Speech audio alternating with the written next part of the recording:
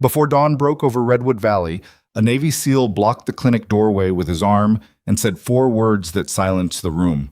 "Stay away from him." The German shepherd behind him, 90 pounds of muscle, scarred muzzle, hackles raised, had already slammed 2 handlers into the wall. His name was Titan. His file said combat ready. His behavior said something else entirely. Elena Voss stepped forward anyway. The dog lunged. Everyone flinched, but Titan didn't attack her. He pressed his massive body behind her legs and trembled. The room went quiet. The SEAL stared. Elena didn't move. And in that silence, a small animal nurse, the one they'd been laughing about all morning, became the only person in the building that a broken military dog trusted with his life. Something was very wrong with that dog. And Elena was the only one willing to find out what. If this story already has you hooked, I want you to stay with me until the very end. Hit that subscribe button, give this video a like, and drop a comment telling me what city or country you're watching from, because I genuinely want to see how far this story travels. Now, let's get into it. The call came in at 4:47 in the morning. Elena Voss was already awake. She usually was by 4, sitting at her kitchen table with cold coffee and a half-finished crossword puzzle, the kind of ritual that made no sense to anyone who knew her schedule but felt necessary anyway. She worked the overnight rotation 3 days a week at Redwood Valley Animal Trauma Center, a mid-sized facility tucked between the edge of town and the national forest, the kind of place that handled deer strikes and farm injuries and the occasional coyote attack, not whatever was about to walk through its doors. Her phone buzzed. Night dispatch. She answered before the second ring. "Voss?" Her voice was flat, not unfriendly, just functional at that hour. "It's Darnell. We've got a military K9 incoming, Navy transport. Handlers with him, but the dog is—" A pause, the sound of someone covering the receiver, a muffled voice in the background. "They're saying the dog is in active distress. Possible injury, possible behavioral crisis. They're not sure which." "What clinic is receiving?" "Us. We're the only trauma center within 40 miles that's open right now." Elena set down her coffee. "How long?" 22 minutes. She was in her car in 4. The drive to Redwood Valley was familiar enough that she could do it half asleep, which was lucky because her brain was running through intake protocols rather than paying attention to road signs. Military K9S were not her specialty. That was the honest truth, and she'd never pretended otherwise. Her background was small animal trauma, dogs, cats, the occasional rabbit or ferret someone had dropped or backed a car over. She'd done good work in that lane for 8 years. Steady, careful, competent work. But she'd also done other things, before Redwood Valley, that weren't on her current resume. She pulled into the staff lot at 5:04. Darnell met her at the back entrance, a lanky man in his 40s who had the permanent expression of someone bracing for bad news. "They're 2 minutes out," he said. "Dr. Holt's on call, but he's coming from home. 45 minutes minimum." "Who else is in?" "Petra. She's prepping room 3. Elena nodded, pulling on gloves as she walked. Room 3 was the largest trauma bay, the one with the reinforced door they used for large animals when the situation required it. Someone had thought ahead. The transport vehicle, a black SUV with federal plates, no markings, pulled into the rear bay while Elena was still reading what little Darnell had managed to pull up on the intake screen. Military working dog, German shepherd, age 7, designated Unit K9-114, call sign Titan. Handler, Commander Mason Cross, U.S. Navy. The medical notes were sparse and oddly formatted, like someone had typed them in a hurry or deliberately left gaps. She didn't have time to look closer. The back of the SUV opened, and she heard the dog before she saw him. Not a bark, something lower and more ragged than that, a sound that lived somewhere between growl and whimper, like a machine running wrong. Then Commander Mason Cross stepped out, and the first thing Elena noticed was that he was big. Not unusual for Navy, broad shoulders, rigid posture, the kind of build that came from years of deliberate physical conditioning. He was maybe 35, dark hair cut close, jaw set in a way that suggested he'd been grinding his teeth for the last hour. He held a heavy-duty lead in both hands, and the lead was taut. Titan emerged behind him. The dog was enormous, even by German Shepherd standards, 90 pounds at minimum, deep-chested, with the kind of structured musculature that came from working rather than showing. His coat was dark along the saddle and tan at the chest, classic coloring, but his muzzle was scarred. 3 parallel marks along the left side that looked old, healed wrong. His ears were up. His eyes were moving in short, rapid sweeps, scanning every person, every light source, every door. 2 of the clinic's overnight techs had stepped into the bay. Titan's gaze hit them, and his whole body shifted, hackles up, weight forward, a low sound beginning in his chest. "Back up," Mason said, not loudly, not rudely, just the tone of someone accustomed to being obeyed. The tech stepped back. "He's active right now. Give him wall space and don't make direct eye contact." Elena stepped forward. Mason's arm went up immediately, blocking her path. "Ma'am, stay back." "I'm the attending nurse tonight," Elena said. "I don't care what you are. This dog has put 2 MPs on the ground in the last 6 hours. He is not stable, and I will not be responsible for—" "What happened 6 hours ago?" The question stopped him. He looked at her. Really looked. The kind of assessment that was probably a habit, reading people fast. She didn't look away. "Transport incident," he said after a moment. "He was crated for a long haul. When we opened the crate in Phoenix, he came out wrong. Aggressive. Wouldn't respond to command. A muscle in his jaw moved. He's never done that before. Did anything change before transport? Food, equipment, routine? Nothing changed. Any recent medical procedures? Cleared for duty 6 weeks ago. Full panel." Titan was still making that low sound, but it had shifted slightly, less directed outward, more like something he was doing to manage himself. Elena watched him the way she watched all animals in distress, looking for what the sound was doing for him, not what it was doing to the room. "Can I approach?" she asked. "I just told you. I heard what you told me. I'm asking anyway." Something crossed Mason's face that she couldn't fully read. Not quite frustration, not quite surprise. He lowered his arm, slowly, like it cost him something. "Your call," he said. "But if he goes for you, I am not guaranteeing I can pull him back fast enough." "Okay," Elena said, and she meant it as an acknowledgement, not a challenge. She didn't move fast. She didn't crouch down into the submissive posture that a lot of people defaulted to with aggressive dogs, because that posture didn't actually communicate safety. It communicated anxiety. She stood at a slight angle to Titan, not squared up, not turned away. She looked at a spot on the wall beside him. She breathed out, slow and deliberate, the kind of exhale that took conscious effort to make sound natural. Titan's growl stopped. Not immediately. It tapered, like a motor cooling down. His hackles were still partially raised, but his ears shifted, one flicking toward her, then both. She took one step, then another. Slow, lateral, still not looking at him directly. She could feel Mason's tension from 8 feet away like a physical thing. When she was 4 feet from Titan, the dog moved. Not toward her. Away. Behind her. 90 pounds of muscle and scar tissue pressed against the back of her legs and stayed there, trembling finely, the way a dog trembles in a thunderstorm. The room was quiet.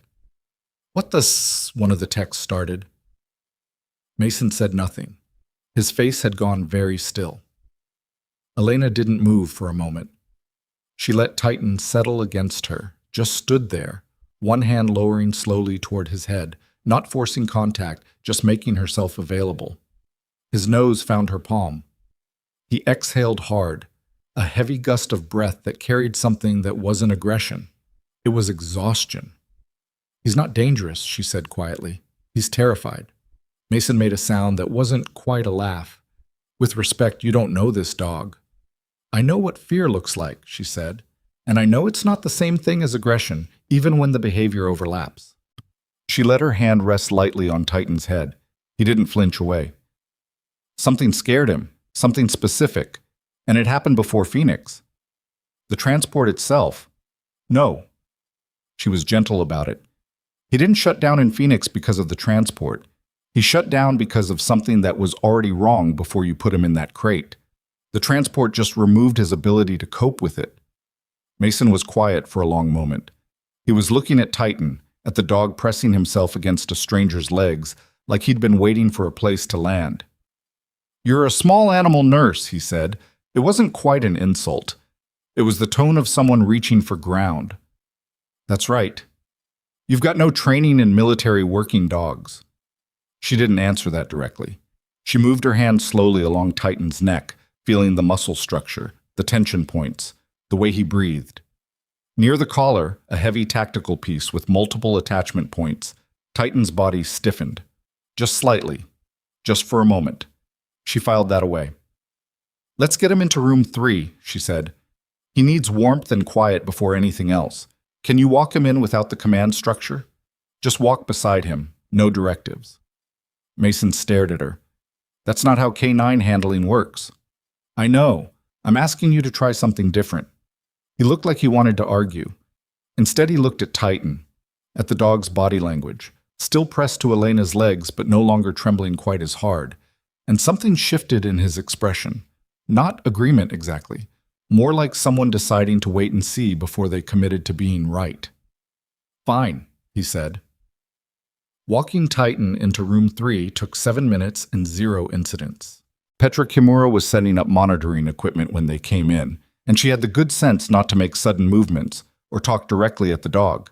She was 26 and knew enough to still be nervous, but experienced enough to manage it, and Elena appreciated both things. Dr. Holt's 20 minutes out, Petra said quietly. Good. Set up for a full physical, but don't prep restraints. Not yet. Petra glanced at Titan, who had settled beside Elena on the floor rather than the exam table. Again, not a standard configuration, but the dog wasn't going to the table voluntarily, and forcing him up there would undo whatever fragile equilibrium they'd established in the last 10 minutes. You want me to, get me a basic vitals setup and some water. That's it for now. Mason had positioned himself near the door. He was watching with the expression of someone containing a strong opinion, which Elena recognized as a significant effort on his part. He was the kind of person who gave orders, not took suggestions. The fact that he was standing still and letting her work said something she hadn't expected.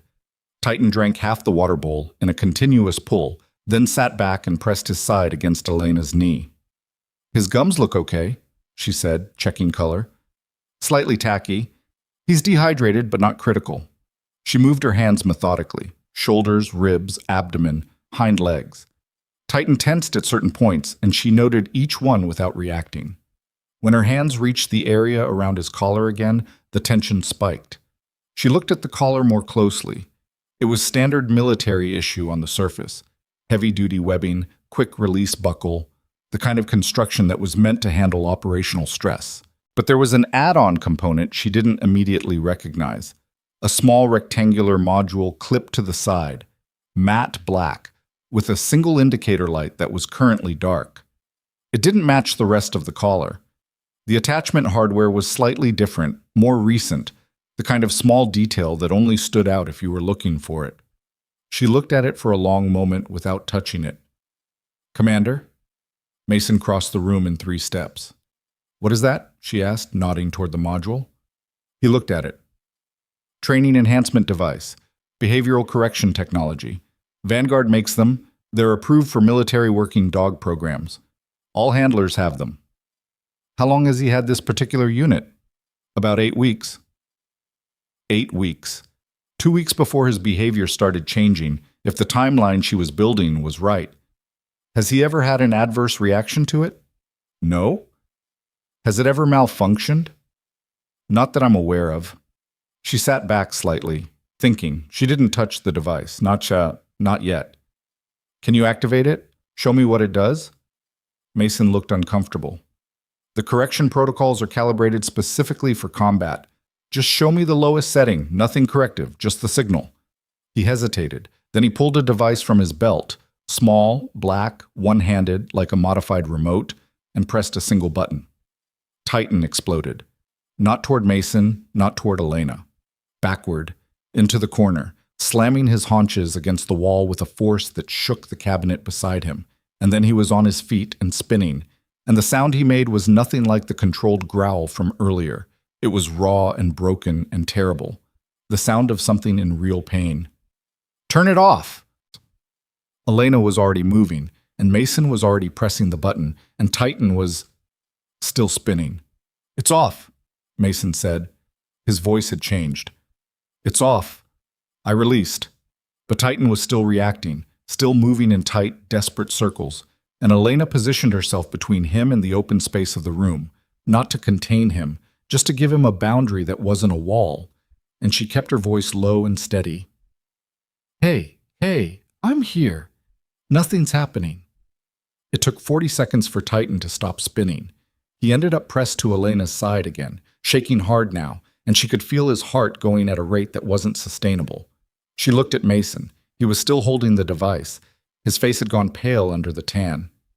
"That wasn't right," he said. "It wasn't a question." "No," Elena said. "It wasn't." So something.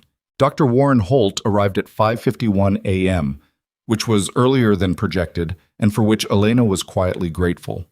He was the facility's senior vet, mid-50s, white-bearded, the kind of doctor who'd been practicing long enough to stop being impressed by most things.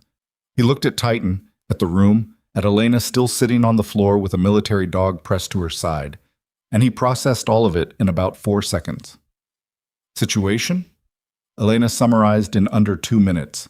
Behavioral crisis during transport, apparent reaction to collar-mounted device, vital signs showing stress response, no current violence but an elevated threat state that needed careful management. Holt listened without interrupting, which he always did, and then looked at Mason. "Commander, we're going to need the dog's complete medical records. Not the summary on the intake form, the full file. Those are classified." "I understand that. I also understand your dog just had what looked like a pain response to equipment that's currently attached to his body, and if I'm treating him, I need to know what I'm working with." Holt's voice was even, not confrontational, just immovable. "You can redact whatever operations information you need to. But the medical history goes back unredacted." Mason looked like he was doing several calculations at once. "I'll make a call." "You do that." In the meantime, Holt looked at Elena. "Good call on no restraints. What's your read?" "The collar device," she said. "Whatever Vanguard modified it to do, it's not functioning correctly, possibly intermittently. He can't predict when it's going to activate, so he's in a constant state of anticipatory fear. That reads as aggression, but it's not." She glanced at Titan. "He's been trying to communicate this for weeks. Nobody was reading him." Mason had gone still in the doorway. "The device is standard approved equipment," he said, but the certainty in his voice had frayed at the edges. "I'd like to remove it," Elena said. "Tonight, before we do anything else." "That's not... You can't just remove sanctioned military equipment from a K-9 unit." "Commander?" She looked at him directly. "Your dog is having a physiological fear response to something attached to his body. Until we understand what that device is doing to him, leaving it on is causing harm. That's not a military protocol question. That's a basic welfare question." The room was very quiet. Holt was watching Mason with the neutral expression he wore when he'd already decided something and was waiting to see which direction someone else would choose. Mason's jaw worked. His eyes went to Titan, to the dog pressed against Elena, shaking, exhausted, nothing like the animal in that military file. "Make the call," he said finally. It took Elena a moment to realize he was talking to himself. He pulled out his phone and walked into the hallway. Holt moved to crouch beside Titan, running a practiced examination with the ease of someone who'd done it 10,000 times. "He's well-muscled, good bone density. This isn't a neglected animal." "No," Elena agreed. "He's been well cared for in most respects. That's what makes this specific injury harder to see. Everything looks fine on the surface. The damage is narrower than that." Holt looked at her sideways. "You've seen this before." She didn't answer right away. She was watching Titan's breathing, which had slowed but still had a catch in it, a small hesitation on each inhale that she didn't like. "Once or twice," she said. Mason came back in 10 minutes, which suggested his call had gone through faster than bureaucratic channels usually allowed. He stood in the doorway looking like someone who'd just had a conversation that hadn't gone the way he'd expected. "You can remove the device," he said, "temporarily, pending investigation of the unit." "Thank you," Elena said. "I want to be clear." He stepped back into the room. "I'm not saying you're right about what caused this. I'm saying I need to know if the equipment is faulty." "Fair enough." She worked carefully, latex gloves, proper tools, slow movement so Titan could track everything she was doing. The module detached with a soft click. Titan flinched at the sound and then went still. She held the device up to the light and looked at it. From the outside, it looked like the product photo on any tactical equipment website. But the indicator light was flickering now, barely visible. But there, a tiny pulse that shouldn't have been happening with no active signal being sent. "Petra," she said, "bag this, don't compress it." Petra took it with both hands, clearly understanding that she was handling something that mattered. Elena went back to Titan. She put her hand on his neck where the device had been and felt him exhale, a long, slow breath that sounded like something releasing. "Okay," she said quietly, just to him. "Okay." Behind her, she heard Mason Cross make a sound. Not a word exactly, more like someone letting go of something they'd been holding too long. She didn't turn around. She didn't need to see his face to understand what that sound meant. She kept her hand on Titan's neck and felt his breathing even out, the irregular catch smoothing towards something that wasn't quite rest but was closer to it than anything he'd managed in weeks. Outside room 3, the sun was starting to come up. Through the single high window, the sky over the national forest was going gray-pink, the kind of early light that made everything look a little more fragile than it actually was. Titan's eyes were open, tracking the window. Elena had been in enough late-night trauma rooms to know what it looked like when an animal finally believed, on some animal level, that the threat was gone, that the worst thing wasn't about to happen again. She also knew, with a certainty that sat in her stomach like cold weight, that the device she'd just handed to Petra wasn't faulty in the way a manufacturing error was faulty. The flickering light, the specific response it triggered, the way Titan hadn't reacted to Mason's commands, hadn't failed to respond, but had been too dysregulated to respond, which was a different thing entirely. Someone had modified that device. And if it had been on Titan for 8 weeks, and the behavior change had started within 2 weeks of it being attached, then the question wasn't whether something had gone wrong with the equipment. The question was whether something had gone wrong deliberately. She didn't say any of that yet. She stayed on the floor with Titan, one hand on his neck, and watched the sky get lighter, and let herself think about what kind of investigation she was going to have to push for before anyone in this building would be willing to listen. She'd been told before that she didn't know enough to ask the questions she was asking. She'd been wrong to let that stop her once. She wasn't going to make that mistake again. The morning shift arrived at 7, and with it came the particular chaos of a facility that had been running on 2 people and an adrenaline spike since before 5. Elena had moved Titan to the recovery kennel adjacent to room 3, large enough for a dog his size to move around, warm, with a padded surface and lower lighting than the trauma bay. He'd eaten half a bowl of food, which Holt said was a reasonable sign, and was sleeping now in the particular way that exhausted animals slept, deeply, twitching occasionally, the kind of rest that was less peaceful than necessary. Mason had not left. He'd taken a chair in the hallway outside the kennel and sat there through the shift change and the morning intake rush and the arrival of 3 other vets who each looked at him with varying degrees of uncertainty and decided not to ask. He'd made 2 more phone calls, both short, and he'd drunk the coffee that Petra brought him without comment, which Elena read as a sign that he was operating somewhere past his usual social calibration. She had her own work to catch up on, 4 morning appointments, a rabbit with a suspected GI obstruction, a cat post-dental surgery who needed recheck vitals, and she moved through them steadily, but her mind kept circling back to the module sitting in a sealed evidence bag in Holt's office. At 9:15, she found 5 minutes and used them to stand in the hallway outside that office and look at the bag through the window. The indicator light was still pulsing, faint, irregular, roughly 4 beats every 3 seconds. No signal being sent, no activation command, no handler with a remote. Just the device, sitting in a sealed bag, still running some program it wasn't supposed to be running. Holt called her in at 9:40. He had the bag on his desk and a laptop open beside it. He was not a man who used language dramatically, so when he turned to look at her and said, "I need you to tell me what you actually know about military K9 equipment," Elena understood that he already suspected the answer was more than she'd previously volunteered. She sat down. "I worked a specialized program," she said, "before Redwood Valley. Military and law enforcement K9 trauma rehabilitation. About 3 years?" Where? Fort Carver. Contracted through the Department of Defense. It was a small program, mostly off the books. K-9s that had developed stress disorders, PTSD equivalents, who were being evaluated for medical discharge. We worked on desensitization, behavioral reconditioning, tried to give them functional lives after service. Holt looked at her for a long moment. You left. The program ended. Budget cut, technically, but there were... She stopped, chose different words.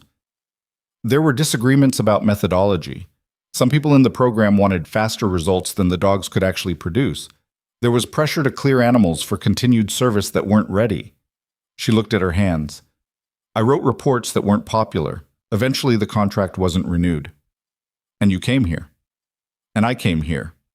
He nodded slowly, processing this in the way he processed most things, without visible reaction, taking it in and sorting it before responding. The device, he said, and pushed the bag toward her. I've been looking at the Vanguard product line. This component isn't in their current catalog. It's not in their archived catalog going back 4 years either. Elena looked at the bag. Show me. He turned the laptop toward her. The Vanguard Tactical Canine Systems website was a clean professional interface, dark background, military aesthetic, the kind of design that communicated competence and authority. The product listing for their behavioral management suite showed a collar-mounted module that looked superficially similar to the one in the bag, but the dimensions were wrong. The attachment configuration was different, and the Vanguard unit had a visible manufacturer's stamp on the casing that the one in the bag didn't have. Someone put a non-Vanguard component in a Vanguard housing, Elena said. That's what it looks like. She sat back.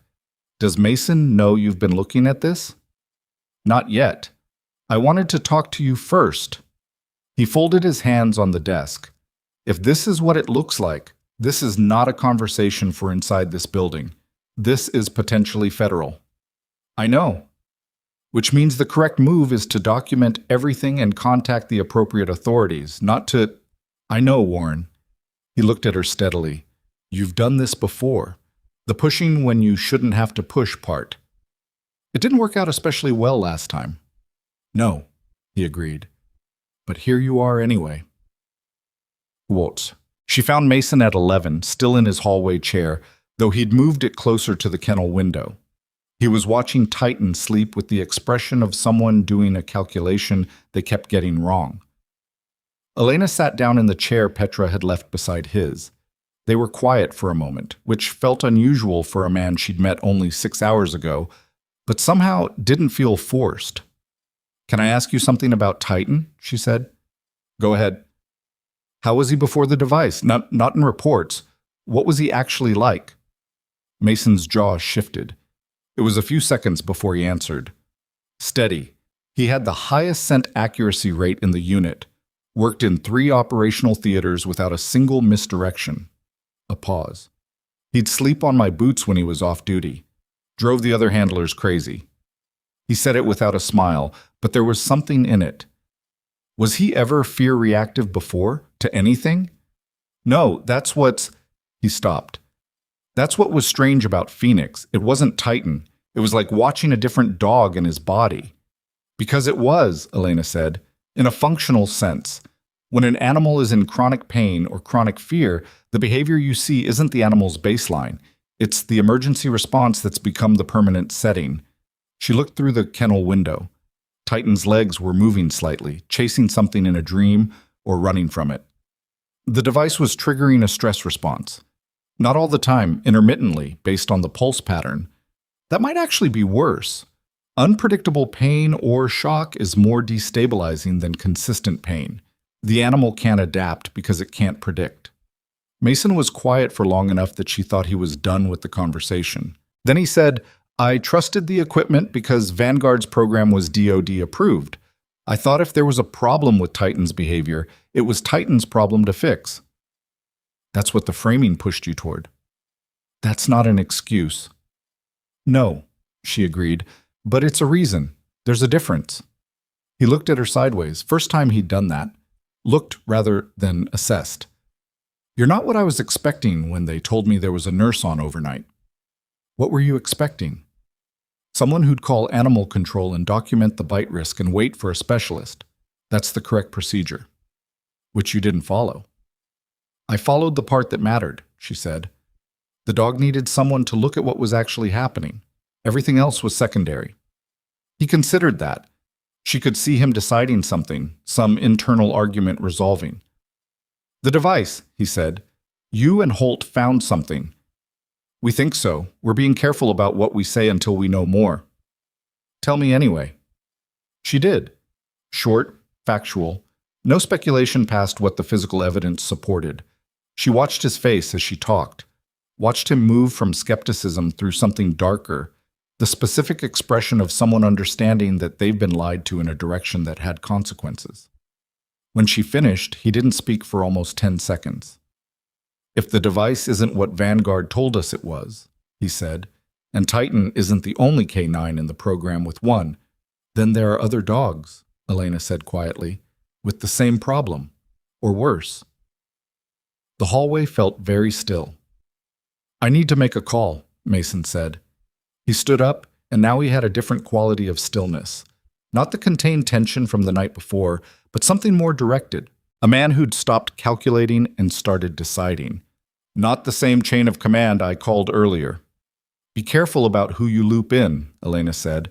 Until we understand the scope, you don't know who already knows. He paused, looked at her. How much of this did you work out while you were sitting on the floor with my dog? Some of it, she said honestly. I've been working through the rest since. He nodded once and walked down the hallway. Well, the afternoon came in pieces. Holt contacted a former colleague at the veterinary division of the Army's working dog program at Fort Leland, a woman named Dr. Cassie O'Hara, who he trusted because he'd done a residency with her 20 years ago, and she had, as he put it, a very low tolerance for institutional nonsense. He didn't tell her everything. He told her enough. An anomalous device, a behavioral reaction inconsistent with the device's described function, a pulse pattern that didn't match the activation logs. Dr. O'Hara called back in 40 minutes. She had 2 cases, she said. 2 K9s in the last 4 months who'd shown similar behavioral deterioration, flagged as stress disorders, both recommended for early retirement, both with Vanguard collar units. One of the dogs had been euthanized after an incident in which he'd injured a handler. The other was in a holding facility in New Mexico. Elena was in Holt's office when he took the call on speaker. She heard the word euthanized and felt it land in her chest like something physical. How many dogs are in the program? She asked after Holt ended the call. Vanguard's military K9 behavioral management contract covers 412 active working dogs across 6 branches, Holt said. He had a number of small habits when he was troubled, and the one she recognized now was the way he arranged things on his desk in parallel lines. His pen, his notepad, his phone. That's based on the contract summary on the DoD procurement site, publicly available. I checked it 20 minutes ago. 412 dogs with a potentially modified device. With a modified device. We don't know how many are modified. Titan's is. The 2 at Fort Leland, maybe. We know of 3. He looked at her. We do not have the reach or the authorization to investigate the other 409. But someone does. Someone does, he agreed. The question is whether Mason Cross is the right conduit for that, or whether going through him creates a problem we haven't thought of yet. That question had been sitting in Elena's chest since she'd sent Mason down the hallway. He hadn't given her any reason to distrust him, not directly, but trust was not the same as certainty, and in a situation where someone had modified military equipment and was apparently hiding it behind a legitimate defense contract, the question of who else was involved couldn't be answered yet. She was still turning it over when Titan woke up. She heard him before she got to the kennel, not in distress but awake and moving, and she went to check because she'd told herself she'd check every hour, and she was already 20 minutes late on that rotation. He was standing at the kennel door, ears up, watching the hallway. When he saw her, something in his posture shifted. A fractional drop in tension, barely visible but there. She came in and sat on the floor again. It was becoming a habit. Titan moved to her and pressed his head against her shoulder, not the full-body press of the morning, which had been about fear. This was different, more deliberate. She put her hand on his head and he leaned into it, and she thought about 412 dogs and the one who'd been euthanized, and the particular cruelty of treating fear as aggression because it was more convenient than understanding the difference. She was still sitting there when Mason came back. He came around the kennel doorway and stopped when he saw them. His face was tired in a new way, the kind of tired that was less about sleep deprivation and more about learning something you couldn't unlearn.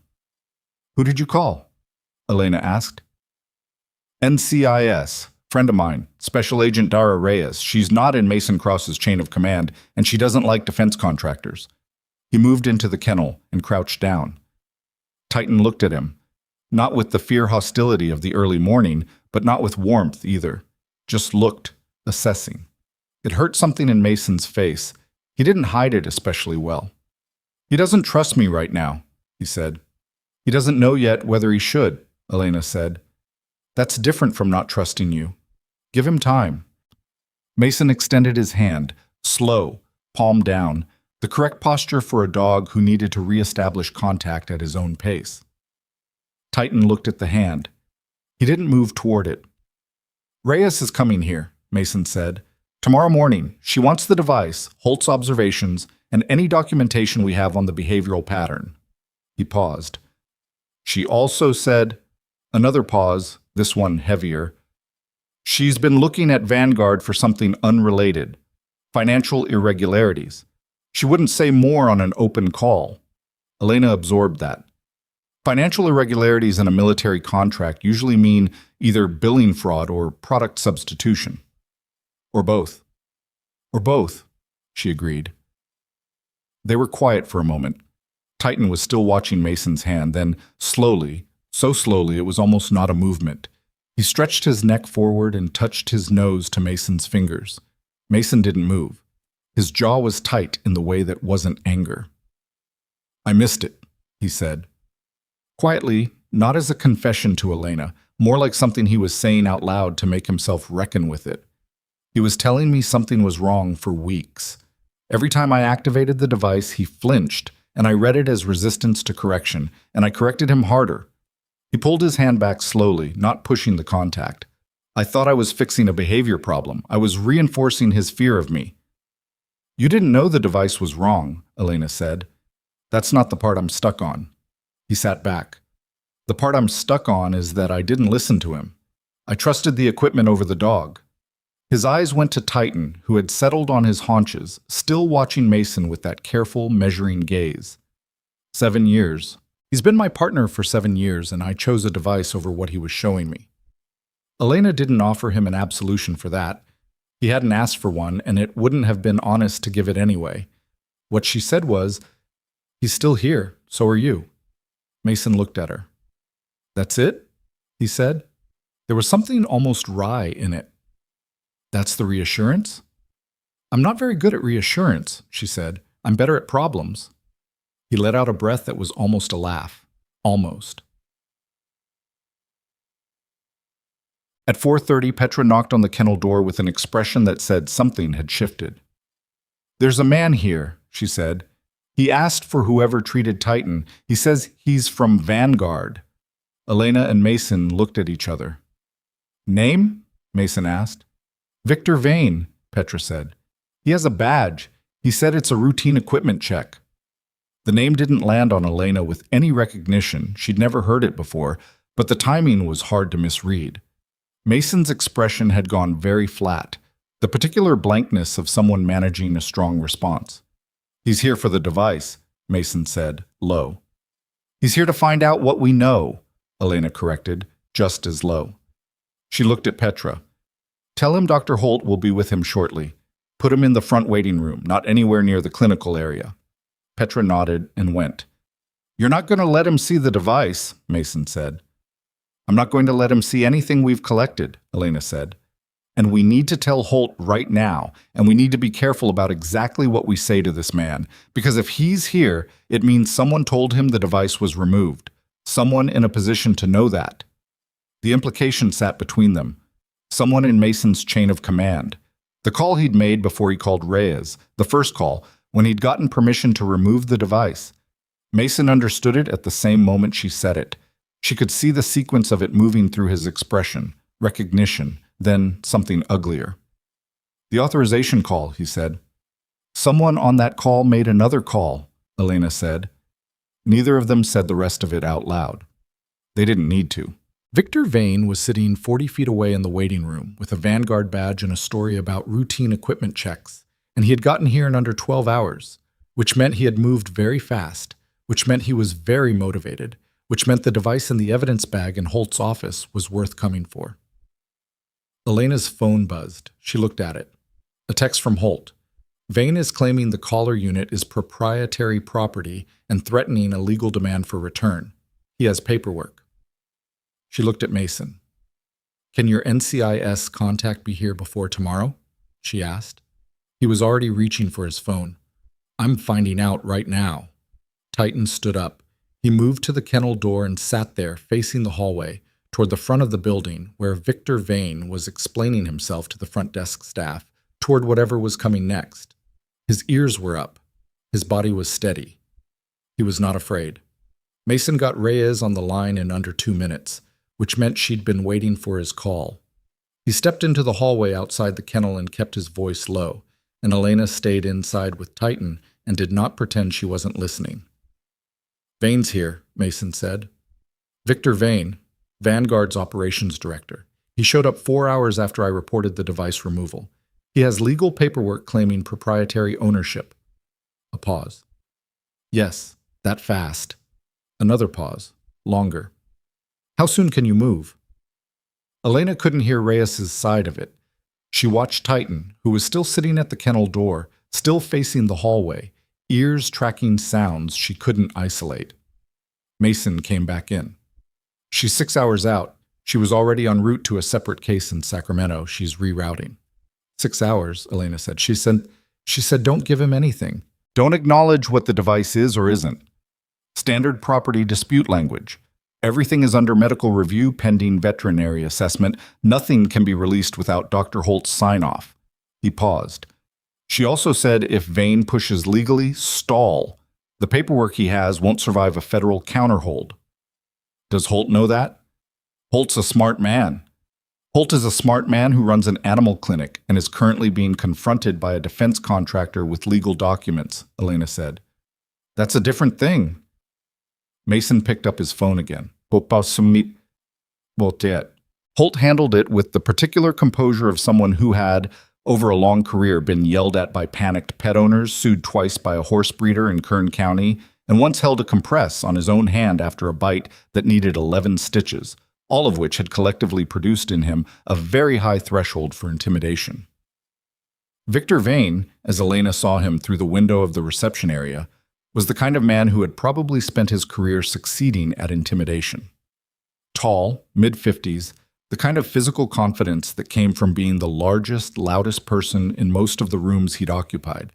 He wore civilian clothes but carried himself like someone accustomed to institutional authority. His paperwork was in a leather portfolio. He was polite in the way that people are polite when they believe they don't have to be. Elena watched him for 40 seconds, then turned away before he could register her presence. She went to Holt's office and confirmed the evidence bag was in the lockable cabinet rather than on the desk. She confirmed the cabinet was locked. Then she went back to the kennel and did not go near the reception area again. Holt came to find her 40 minutes later. He sat down in the chair outside the kennel and exhaled through his nose, which was his version of visible stress. He's claiming the collar unit is proprietary military technology and that any retention by a civilian medical facility constitutes unlawful possession, Holt said. He's threatening an emergency injunction. What did you tell him? I told him that all items removed from a patient during the course of treatment are subject to medical hold under state veterinary code, and that I'd be happy to discuss further once I received written authorization from the commanding officer of the relevant military unit. Holt looked mildly pleased with himself. He didn't know which regulation I was citing because I cited it by number and not by name. Is that a real regulation? The broad intent of it is real. The specific number I gave him was my old Fort Leavenworth office extension. He said it without smiling. He asked for the attending vet. I told him the attending vet was in surgery. Elena looked at him. Warren, I am not releasing that device to a man who drove here from wherever he came from in 4 hours because a nurse removed it from a dog's collar, Holt said. The regulation can sort itself out. Vane left at 6:15. He did not leave quietly. Elena heard the reception door from 2 corridors away. But he left without the device, and without having accessed the clinical area, and without having seen Titan, which had been the part Elena was most concerned about. She didn't believe he was done. She said so to Mason, who said he knew. They ate bad vending machine food in the staff room at 7 because neither of them had eaten since early morning, and Petra had, with some combination of practicality and maternal instinct, deposited 2 sandwiches and a bag of pretzels on the table, with a look that communicated she was not asking. "What do you know about Vane?" Elena asked. "Operations director at Vanguard for the last 6 years. Before that, DoD procurement on the contracting side." Mason pulled apart his sandwich, looked at it, reassembled it. "He's the person who manages the K-9 program relationship. Handler briefings, equipment rollout, training compliance reviews. I've been in the same room with him twice." "What was your read?" "Smart, organized, the kind of person who's very good at making sure there's always someone else holding the thing that could become evidence." He ate half the sandwich without apparent enjoyment. "If the devices are modified, Vane is either the one who ordered it or the one who managed the ordering. He's not an innocent face of the company." "And the financial irregularities Reyes mentioned." She wouldn't say more. But if Vanguard is billing for one product and delivering another, a modified product with different functionality, that's defense contract fraud. That's federal jurisdiction. That's not a fine and a settlement, that's prosecution. Elena was quiet for a moment, doing the calculation she'd been doing in pieces since 9 that morning. 412 dogs. Unknown number of modified devices. At least 1 dog dead. At least 1 in a holding facility in New Mexico.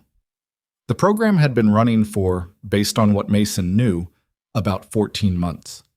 How many dogs could have shown behavioral changes that got misread as stress disorders or operational failure, she asked.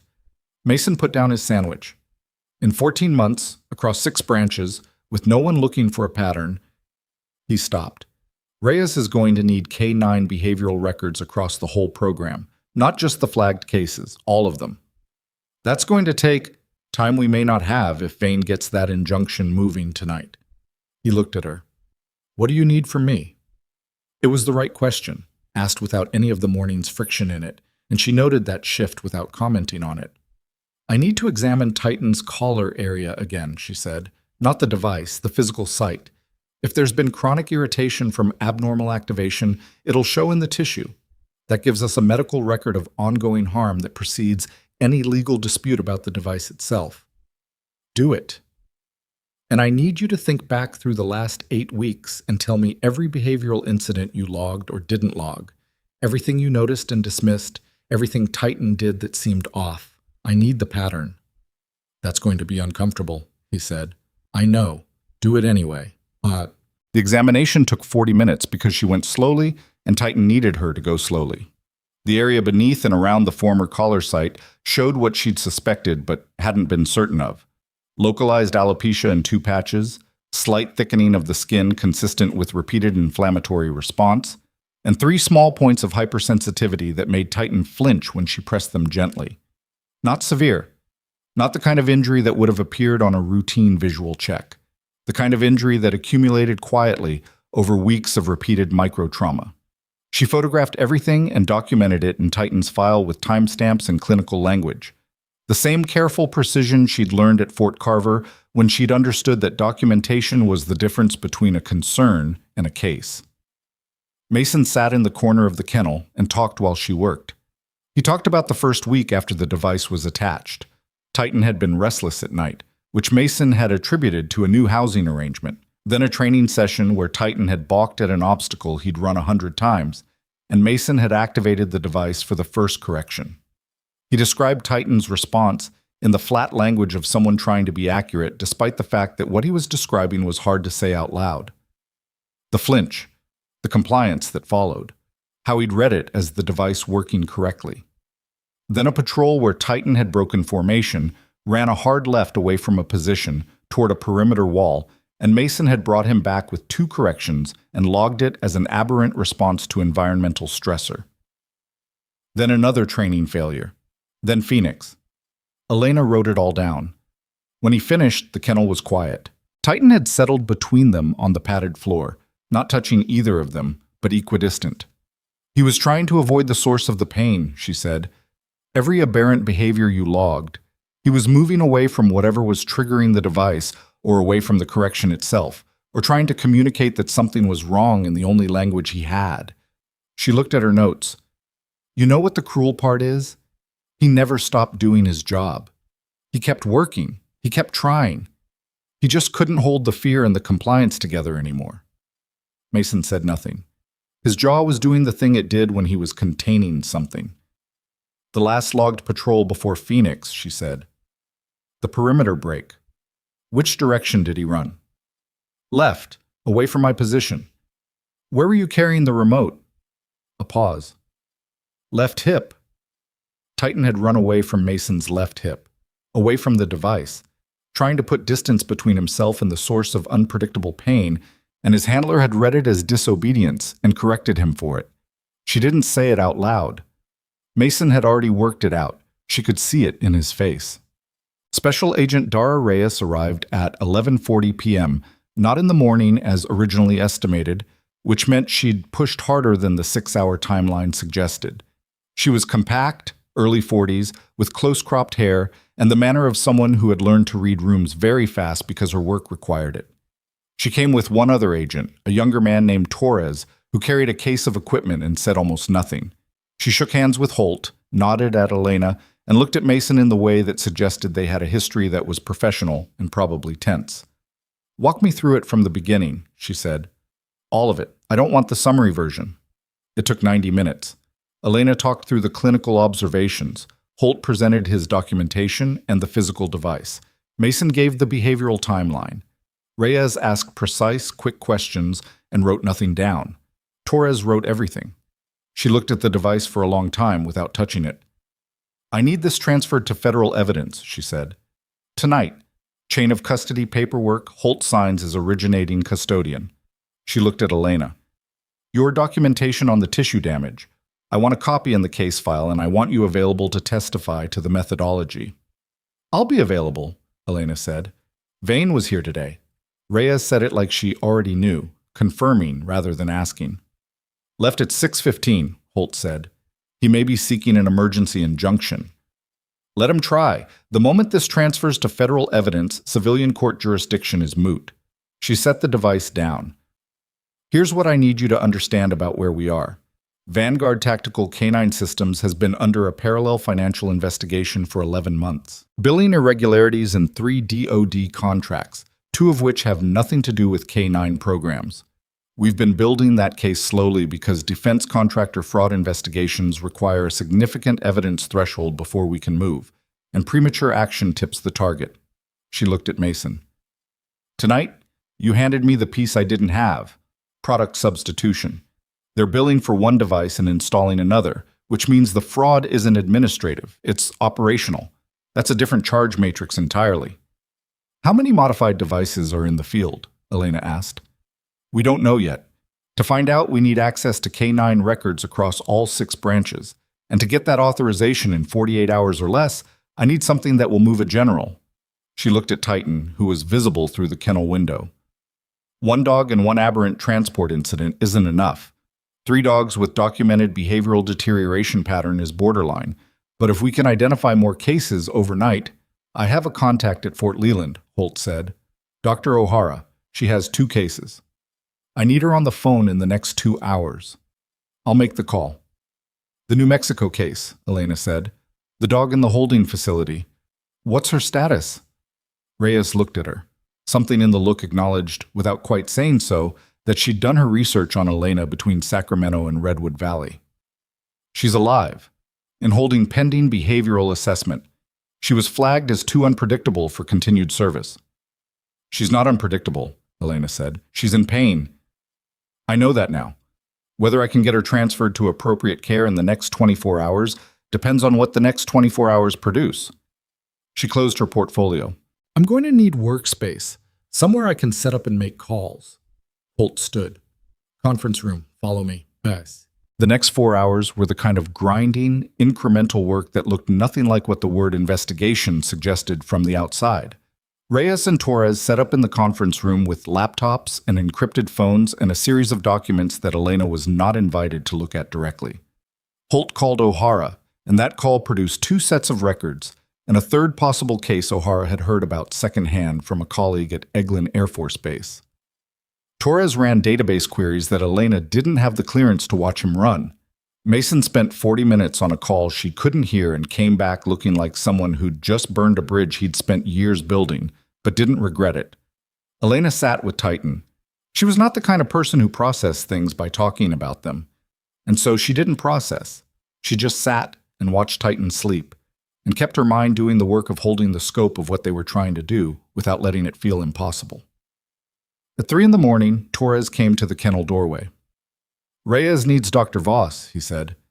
She found Reyes at the conference table with a map pulled up on her laptop. Not a geographic map, a network diagram. Nodes and connections. Elena looked at it for a moment and understood that it was a relationship map of some kind, institutions and names. "I've identified 14 possible cases based on behavioral records and Vanguard device deployment dates," Reyes said. "I need you to look at 14 behavioral summaries and tell me which ones match the pattern you observed in Titan." Elena sat down. Torres put a stack of printed summaries in front of her. She read fast. She'd been reading veterinary behavioral assessments for 8 years and military K-9 behavioral assessments for 3 years before that, and the language was familiar even where it was trying to describe something the writers didn't understand. She sorted the stack as she went. Match, possible, not consistent. It took 31 minutes. 11 of 14 are consistent with the pattern, she said. 2 of the possibles need more information. 1 doesn't fit. Reyes had been watching her work. 11 confirmed dogs. 11 dogs whose documented behavior is consistent with chronic unpredictable pain stimulus from a malfunctioning or deliberately modified device, Elena said. That's not the same as confirmation, but it's enough to warrant immediate evaluation of each animal. It's also enough to get the authorization I need. Reyes reached for her phone. At 4 a.m, that means waking someone up who isn't going to be happy about it. Will they authorize? If I present this correctly. Reyes looked at the stack of summaries. 11 military working dogs showing pattern-consistent behavioral deterioration across 3 branches, 2 with confirmed device anomalies, 1 dead, 1 in holding. That's not a malfunction. That's a pattern. And if a general gets the choice between being woken up at 4 a.m. and being the person who found out at 10 a.m. that they sat on this, they'll take being woken up. She made the call in the hallway. Elena didn't hear the specifics, but the call lasted 9 minutes, and when Reyes came back, she had the expression of someone who'd gotten what they needed without enjoying the process. "We have authorization for full K-9 record access across the Vanguard program," she said. "I need to move to a secure facility to pull those records. I can't do it from here. Torres and I are leaving within the hour." She looked at Elena. "You and Holt stay with the dog. Keep the evidence documentation updated. Do not speak to Vane or anyone from Vanguard for any reason, and if they show up with law enforcement or legal representation, call me directly." "Understood." "And Voss," Reyes paused at the doorway. "The tissue documentation you produced tonight. The behavioral timeline analysis. That's the kind of evidence that usually takes a forensic veterinarian weeks to compile." She didn't say anything else, just looked at her for a moment with an expression that wasn't quite a compliment but was something adjacent to it, and left. They left at 4:20. Mason followed Reyes to the door and came back looking wrung out in the way of someone who'd been operating on purpose and adrenaline and was only now noticing that both had limits. He and Elena sat in the staff room again. No vending machine food this time, just the particular silence of a building at 4 a.m. when all the ambient noise stripped down to the HVAC system and the distant sounds of animals. "What happens now?" he asked. "Reyes pulls the records, builds the scope of the case. Probably by end of day today she'll know how many devices are compromised and which animals are at immediate risk." Elena looked at her coffee, which was bad, and had been bad for 3 hours. Then enforcement. Vane. And whoever above him authorized the modification. Mason was quiet. "I keep thinking about the dog at Eglin," he said. The third case O'Hara mentioned. whether it's a modified device or whether that dog is dealing with something else, whether anyone has sat on the floor with him. Elena didn't have anything useful to say to that, so she didn't say anything. You did that deliberately, Mason said. Sat on the floor, it wasn't instinct. It was a technique, she said, but the technique works because the principle behind it is real. The dog needs to make the choice to approach. If you push the contact, you're replicating the dynamic that caused the problem. So you just wait. You make yourself available and you wait. It feels passive. It isn't. He looked at her for a moment. Fort Carver, he said. It wasn't a question exactly, more like confirming a door he'd decided to open. You ran my name, she said. It wasn't an accusation either. Torres ran it, while Reyes was on the general call. He was straightforward about it in a way she appreciated. The program ended badly. It ended, she said. The badly part is contextual. I wrote reports recommending against returning animals to operational service before they were ready. Somebody above me didn't like the timeline implications. The contract ended, I was thanked for my service, and 8 months later, 2 of the dogs I'd flagged as not ready were back in the field. She looked at her coffee. One of them came back to Fort Carver 6 months after that, through a different contractor. Much worse than when I'd left him. Mason was quiet. I came to Redwood Valley because I was done, she said. Small animals, controlled environment, cases with clear outcomes. A pause. Then Titan walked in. You could have called animal control and documented the bite risk, Mason said. He was echoing what he'd said that morning, but without the edge, using it differently now. You said so yourself. I could have. Why didn't you? She thought about it honestly.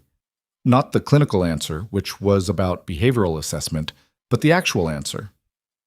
Because I could see what was happening to him. And I'd seen it before, and I'd walked away once, and the second time I looked at it, I couldn't make myself do that again. Outside, the sky was starting to shift from black toward the deep blue that preceded dawn. Through the staff room window, the outline of the national forest was becoming visible against the lightening horizon. Mason's phone rang. He looked at the screen and sat forward sharply. He answered on the second ring. Reyes. A pause, listening. How far? Another pause. How many? His jaw tightened. We'll be there. He ended the call and looked at Elena with an expression that wiped away everything that had been soft in the last 10 minutes. Reyes pulled the first batch of Vanguard records, he said. They flagged an internal shipment log that wasn't in the DoD system, a secondary facility, not Vanguard's listed manufacturing plant, off books. He was already standing. Torres found it 40 minutes ago. Reyes is moving on it now with a joint team, but she wants us there because she needs someone who can assess dog welfare on site, and she doesn't have a veterinarian with federal authorization. Elena stood up. Where?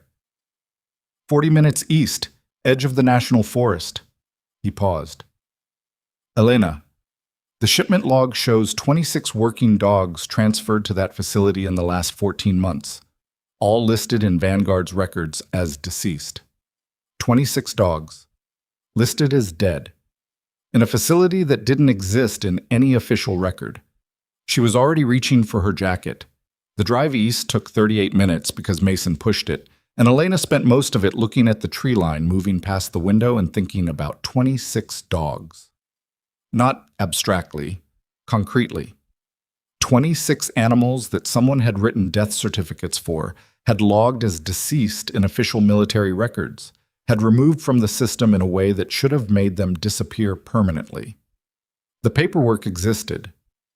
The records existed. The deaths had been reported up the chain, processed, filed, closed. The dogs had not died.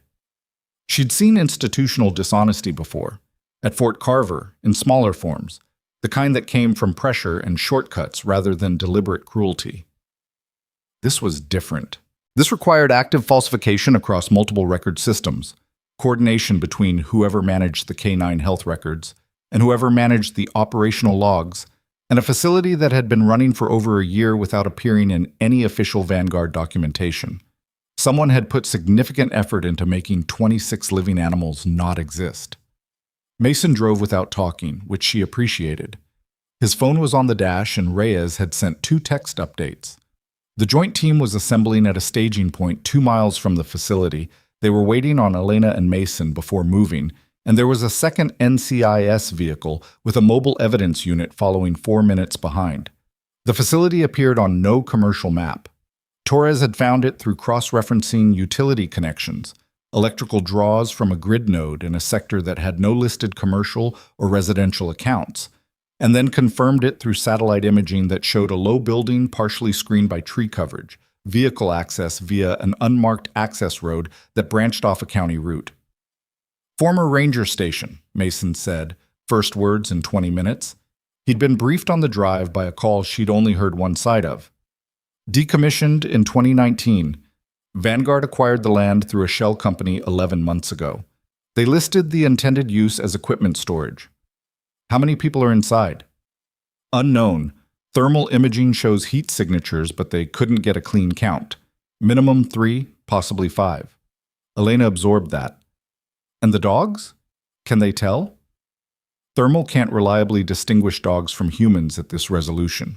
But the building has a secondary structure attached, low, long, that's consistent with a kennel configuration. She looked at her hands. She should have brought more supplies. She had her trauma kit from the car, which she always kept restocked, and Holt had pressed a second bag on her before she'd left. IV materials, wound dressings, sedation supplies appropriate for large dogs. But the range of what 26 animals in an undocumented facility might present was too wide to fully prepare for. She'd worked with what she had before. The staging point was a pull-off on the county route, 3 vehicles already there when Mason turned in. Reyes was standing at the hood of the lead vehicle, with Torres and 2 men Elena didn't recognize, federal agents in tactical gear, the kind that indicated this had been authorized up the chain fast enough to mobilize resources overnight. There was also a 4th vehicle, a dark blue SUV with DOD plates that hadn't been part of any conversation Elena was aware of. Reyes's face when she saw that vehicle communicated something complicated. "Voss, cross, over here." She kept her voice level. "Change in the last 20 minutes. DOD sent a liaison. Brigadier General Patricia Dunn, Army Veterinary Corps. She outranks everyone on this staging point except federal jurisdiction, and she's been very clear about the fact that she considers what happened to these animals her problem to fix." Reyes paused. "She's also been clear that she found out about this investigation 40 minutes ago and is not in a good mood about how long it took to reach her." "Is she cooperative?" Mason asked. "She's furious, which, from where I'm standing, is cooperative." Reyes turned. "General?" Brigadier General Patricia Dunn was in her late 50s, Army Greens, and had the particular quality of authority that didn't need volume to communicate itself. She looked at Elena first, which Elena hadn't expected. "You're the veterinary nurse who pulled the device," Dunn said. "Yes, ma'am." "Holt sent me your tissue documentation and behavioral analysis 40 minutes ago. It's thorough." She said it the way someone says something is thorough when they mean it's better than they anticipated. "When we're inside, I need you beside me on the animal welfare assessment. Not behind the tactical team, beside me. Can you work in that environment?" "Yes," Elena said. Dunn looked at her for one more second, then turned to Reyes. "Let's move." The access road was unpaved and poorly maintained, which suggested it hadn't been designed for regular traffic, and the vehicles moved slowly enough that Elena could track the tree coverage shifting, the sky above lightening toward the pale gray that came before color returned to the world. The building resolved out of the darkness the way structures did at that hour, first as a mass, then as angles and details. Low, utilitarian, the bones of a ranger station still visible under whatever modifications had been made. A chain-link perimeter fence, padlocked but not reinforced. Motion sensor lights that triggered as the vehicles approached, and then were neutralized by Torres doing something with a device she didn't understand. The 2 federal agents went in first. Elena stayed with Dunn, as directed, and Mason stayed with Elena, which hadn't been directed but which Reyes didn't object to. The padlock on the fence took 11 seconds. The front door of the building took 30, because it had been reinforced in a way the ranger station's original architecture hadn't planned for, and the agent working it needed a second tool. Elena heard the dogs before the door opened. Not barking. That was the first thing she registered, and it stayed with her. In a facility with 26 dogs, she would have expected noise, the sound of animals responding to unfamiliar activity nearby. Instead, there was a low, collective sound that was harder to define. Part of it was quiet whining. Part of it was the sound of movement on hard surfaces. Part of it was an absence of the energy that dogs in reasonable condition produced. The door opened. The smell hit her before anything else. Ammonia, animal waste, the particular staleness of a space with inadequate ventilation and too many bodies. Not the worst she'd encountered, but bad enough to mean the cleaning schedule was inconsistent at best. The interior was dim, lit by utility bulbs that cast everything in flat yellow light. The main room had been used for something: folding tables, laptops, equipment cases, and to the left, through a doorway, was the kennel structure Mason had described. 2 men were inside. They'd clearly been awake when the team entered, possibly alerted by something, possibly just keeping irregular hours, and they were in the process of being secured by the federal agents when Elena moved through the doorway into the kennel. She had trained herself over years to see animals in distress without the first response being emotion, because emotion slowed the clinical response, and the clinical response was what the animal needed. She did that now. She walked the length of the kennel and looked at each dog, cataloging quickly: body condition, posture, visible injury, respiratory pattern, gum color where she could check it, eye clarity. 23 dogs. Not 26. 23 present, with 3 kennels empty. The body conditions ranged. 4 dogs were in reasonable shape, anxious and unsocialized, but physically stable. 8 were thin in ways that ranged from concerning to alarming. 3 showed visible injuries in various stages of healing. 4 had the particular flat, withdrawn quality of animals in chronic stress states who had stopped reacting because reacting had stopped producing any result. The remaining 4 were somewhere in the middle, less readable. None of them barked at her. Most of them watched her. Several pressed to the backs of their kennels when she approached. General Dunn was 3 steps behind her, and Elena heard her make a sound, just once, just briefly. That was not a general officer's sound. Then it was gone, and Dunn was back to herself. Triage, Dunn said quietly. Immediate, secondary, stable. Give me 10 minutes, Elena said. She moved through the kennels, and she moved fast, but not so fast that she was rough about it, because rough movement in that space would cost her the fragile tolerance most of these animals had extended. She spoke quietly as she worked, not to the dogs specifically, just a low, continuous sound that communicated she was not a threat, that she was not unpredictable, that her presence in this space was not going to result in anything that hurt. 3 immediate cases: the dog with the most severe weight loss, one with an untreated leg wound that had begun to show signs of infection, and one who showed neurological symptoms, head tremor, inconsistent pupil response, that needed a vet, not a nurse, and needed one soon. She reported back to Dunn in under 10 minutes, and Dunn had a mobile veterinary team en route before Elena finished the summary. What? The next 2 hours were the kind of sustained, adrenaline-managed work that Elena was good at and didn't enjoy, which was a distinction she'd made years ago and found useful. She liked the clarity of crisis medicine. She didn't like what had to go wrong for that clarity to be necessary. The mobile vet team arrived, 2 Army veterinarians and 3 technicians, and she briefed them fast and then worked alongside them, not deferring and not overreaching, just contributing what was useful. The dog with the neurological symptoms was stabilized for transport. The infected leg wound was cleaned and dressed, and the dog sedated for the procedure, which he'd needed badly enough that he'd stopped resisting by the time they started. The severe weight loss case got an IV line and fluids and the very slow introduction of nutrition that severely compromised dogs needed, because refeeding without care would cause a different crisis. Mason moved through the space quietly, doing what he was useful for: managing doors, carrying equipment, keeping the non-dog personnel from crowding the kennel area. He didn't try to interact with the dogs directly, which Elena noticed and approved of. Reyes was in the main room with her agents, working through the laptops and equipment cases that had been left behind by the 2 men who were now in federal custody in the back of a vehicle outside. Torres was photographing everything. At 6:40 a.m., Reyes came into the kennel doorway. We have what we need from the room, she said. Records, device modification specs, shipment logs, all of it. She looked at Elena. The 3 missing dogs from the 26 count. They were transferred 11 days ago. We have destination records. She paused in the way that meant the destination was complicated. One went to a buyer in Nevada, private buyer. 2 went to a location we're still running down. Buyer, Elena said. The word was wrong in her mouth. Someone bought them? Vanguard was running a secondary business, Reyes said. Modified devices, yes, but also the dogs themselves. Working military dogs with high training value, fraudulently declared deceased, then sold to private buyers who didn't ask about provenance. She said it flatly, the way investigators talked about things that needed to stay clinical to be workable. It's why the financial irregularities were so hard to trace. The revenue was coming in through channels that looked like equipment maintenance contracts. Elena looked at the kennels.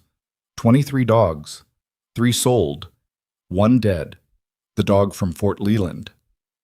Numbers attached to animals who had each taken years and significant resources to train, who had worked alongside handlers they'd trusted, who had ended up here because someone had decided they were worth more as product than as partners. Victor Vane, she said. He's the operations structure. But we found something in the laptop records that goes further up. Reyes looked at Dunn, who had come to stand at Elena's shoulder. The device modification program was approved at the executive level. Vanguard's CEO, Roland Pruitt, signed off on the modification specs 18 months ago. He framed it internally as an enhanced training protocol. The people below him who implemented it may not have known the full scope of what they were distributing. Pruitt and Vane, Dunn said, and 3 others were still identifying, but those 2 are the top of it. Reyes looked at her phone. Vane's current location is his hotel in Redwood Valley. He checked in last night after leaving your clinic. She looked at Elena when she said it. He was planning to make another run at the injunction this morning. Past tense, Mason said. Arrest warrant signed 40 minutes ago, Reyes said. He's being picked up now. They were back at Redwood Valley Animal Trauma Center by 9:15, which felt impossible given the density of the night, and Holt met them at the back entrance with the expression of a man who had been awake since the beginning of this and was not going to acknowledge how tired he was until it was finished. Elena went to Titan first. She needed to, before anything else. He was awake, standing at the kennel door, and when she came in, he did the thing he'd been doing since sometime in the night before. Not the frightened press from the first morning, but a deliberate calm lean against her side, like he was checking that she was still there. She put her hand on his back and felt him settle. Hey, she said. Just that. She sat with him for 7 minutes, which was self-indulgent and necessary, and she didn't apologize for either quality. Mason appeared in the doorway, but didn't come in, and she understood that as correct instinct, he was giving Titan space, not avoiding him. When she looked up, Mason's face had the quality of someone who'd crossed a significant distance in the last 24 hours, and was only now calculating how far. Vane's in custody? She asked. Reyes confirmed. Hotel lobby. Apparently he argued about jurisdiction for 4 minutes before they walked him out. Something moved in his expression that wasn't quite satisfaction, more like a pressure equalizing. Pruitt's being taken at his home in Maryland. That's a different team. The 3 sold dogs. Nevada case is located. Private security firm. The buyer didn't know the dogs were fraudulently listed as deceased, which doesn't make him innocent of anything but changes the recovery picture. Reyes thinks those dogs can be back in federal custody by end of day. He paused. The other 2 are still being tracked. Elena nodded. She would stay on that. She would ask Reyes directly, and if Reyes couldn't tell her, she would find another way to ask, because those 2 animals were not a loose thread she was capable of leaving alone. Titan put his head on her knee. She looked down at him. You did good, she said. It sounded insufficient for everything he'd done, which was survive something that should have broken him and keep trying to communicate the truth of it to people who weren't listening and not stop being himself despite every pressure in the opposite direction. But it was what she had. The formal investigation hearing was scheduled for 2 weeks out, but the preliminary documentation session happened 4 days later in a federal building in Sacramento, and Elena drove herself there alone, which felt important in a way she didn't fully examine. She had testified at institutional reviews before. The Fort Carver exit process had involved two of them, both unpleasant, both inconclusive in ways that had made her doubt the value of the effort. This was different. The room was different. The stakes were different. And the faces across the table were not the faces of people who had already decided she was a problem before she sat down. General Dunn was present, which Elena hadn't expected. She sat to the left of the federal panel, in uniform, and she looked at Elena when she came in with an expression that communicated something that wasn't friendship, but was close to respect. Elena told it from the beginning. The call at 4:47 a.m., the dog in the transport vehicle, the decision to approach. She told it without ornament and without self-justification, because the facts were sufficient and embellishment would have made them less so. She described the device, the activation response, the tissue documentation, the behavioral timeline Mason had given her. When she finished, the senior panel member, a woman named Assistant U.S. Attorney Greta Lim, who had the quality of someone who had heard a great many testimonies and retained the capacity to listen to each one, looked at her for a moment before speaking.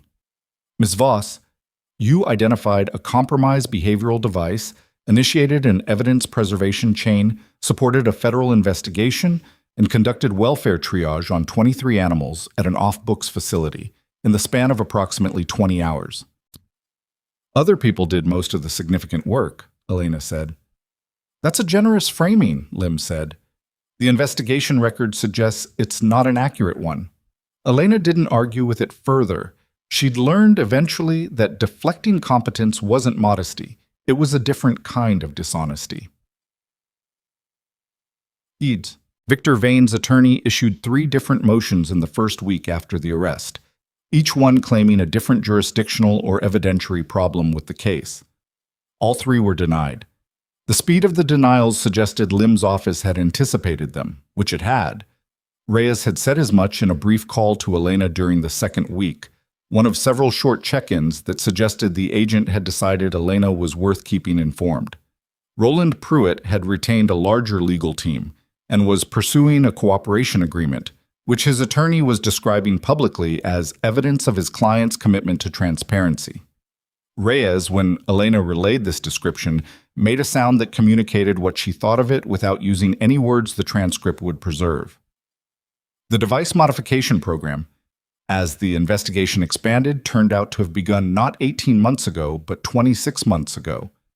The internal approval documents Pruitt had signed were a second-stage authorization. The original concept had been developed by a Vanguard engineer named Dolan Ferris, who had already agreed to full cooperation and whose testimony was expected to be, as Reyes put it, a complete and detailed map of how this worked from the ground up. Ferris had known the modification was harmful. He'd said so in an internal email 14 months before Elena removed the device from Titan's collar.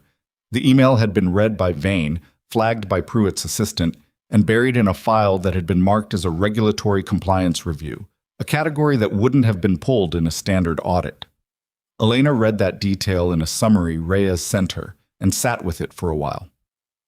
14 months. Someone had known for 14 months that the devices were causing harm, and had made the calculation that the harm was manageable, that the animals involved were a commodity rather than a concern, that the revenue justified the modification and the dead dog and the 23 dogs in a facility that didn't exist in any official record. She thought about the dog at Fort Leland who had been euthanized. She thought about his handler, who had probably blamed himself, who had probably spent months wondering what he'd missed. She wrote that into her documentation for the case record. Not as analysis, as fact.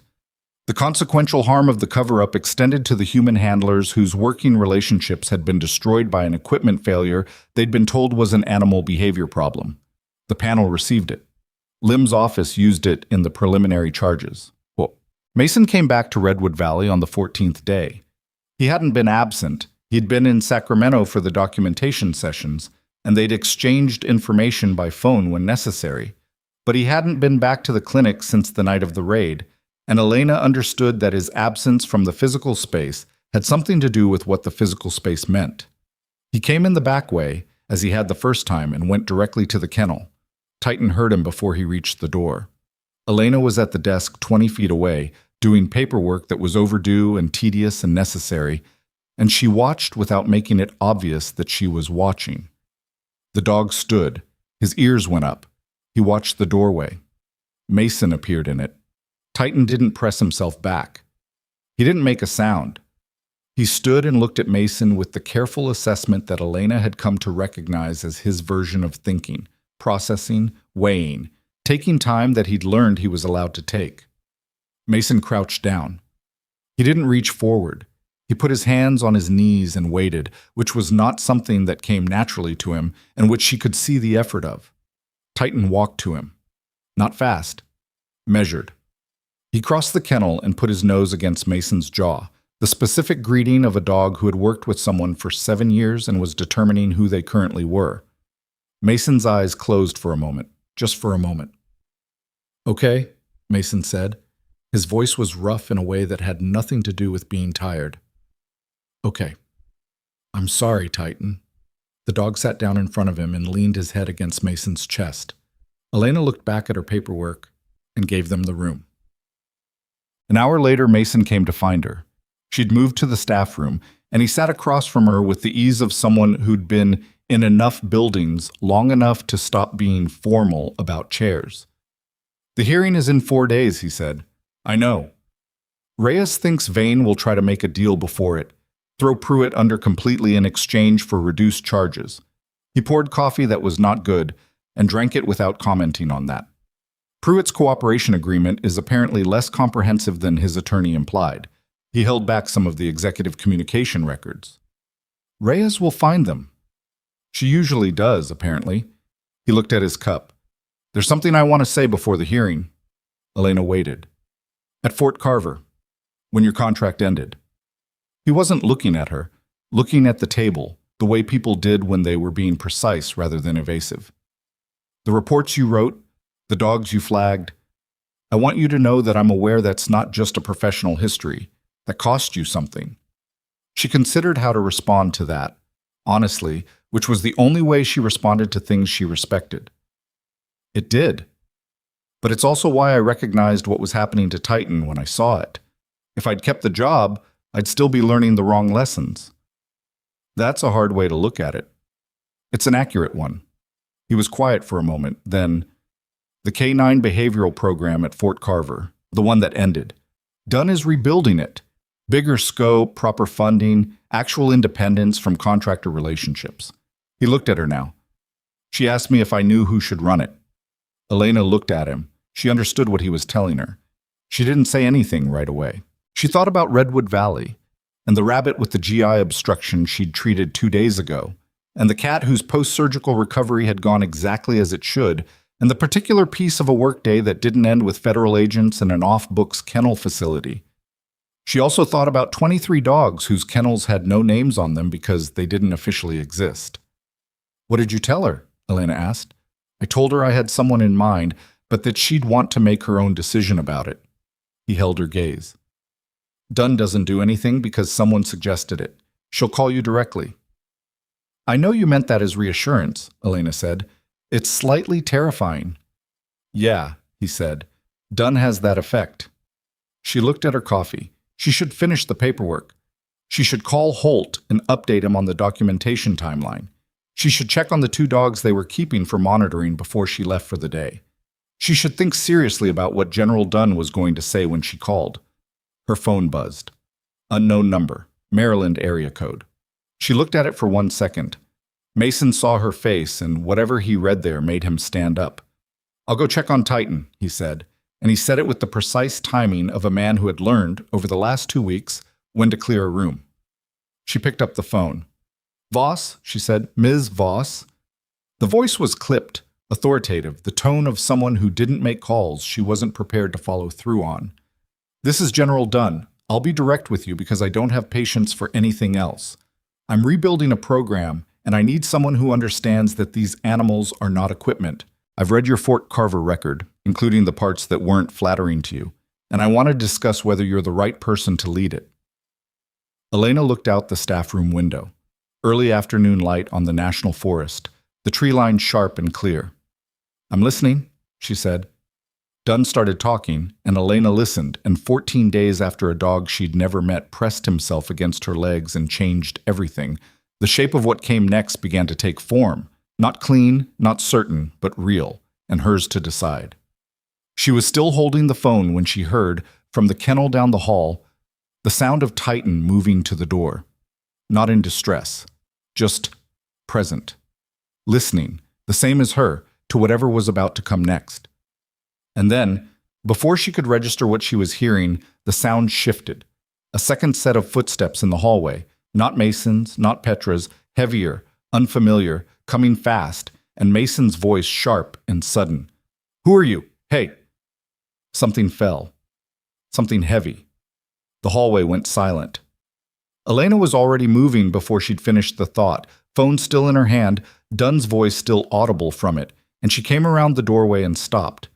Mason was against the wall. A man she didn't recognize had him there, big civilian clothes, and the absolute stillness of someone who'd done this before.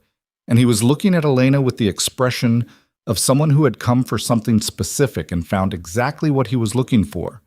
In his other hand was a phone. On the screen was a photograph of the evidence bag, of the device, taken from inside Holt's office. Someone had been inside the clinic. "Ms. Voss," the man said, and his voice was completely calm. "Mr. Vane would like his property returned before the hearing. He's prepared to make this a very simple conversation." He looked at her without blinking. "Or a complicated one. Your choice." Elena did not move away from the doorway. That was the first decision, and it happened before conscious thought caught up with it, some part of her that had been in enough bad situations to know that retreating was the wrong instinct. Retreating gave him the hallway. Retreating put distance between her and Mason, who was still against the wall, jaw tight, hands visible, doing the calculation of whether he could move without making things worse. The man was watching her with the patience of someone who'd done this kind of work before and found the waiting easy. He was not holding a weapon that she could see. The hand not pressing Mason to the wall was holding the phone with the photograph of the evidence bag, and the photograph was the point. He was here to demonstrate capability, not to escalate. Not yet. She still had her phone in her hand.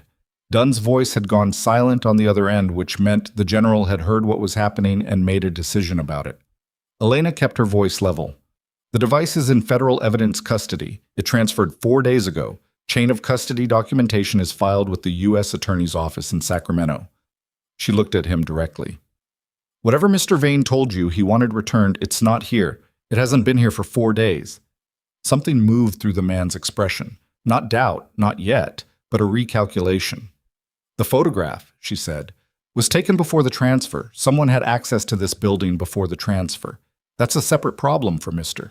Vane, and one I imagine his attorney is going to have strong feelings about." She kept her eyes on his face, not on Mason. "What you're doing right now is witness intimidation 4 days before a federal hearing. Whatever he's paying you, it's not enough for that charge." The man looked at her. She looked back.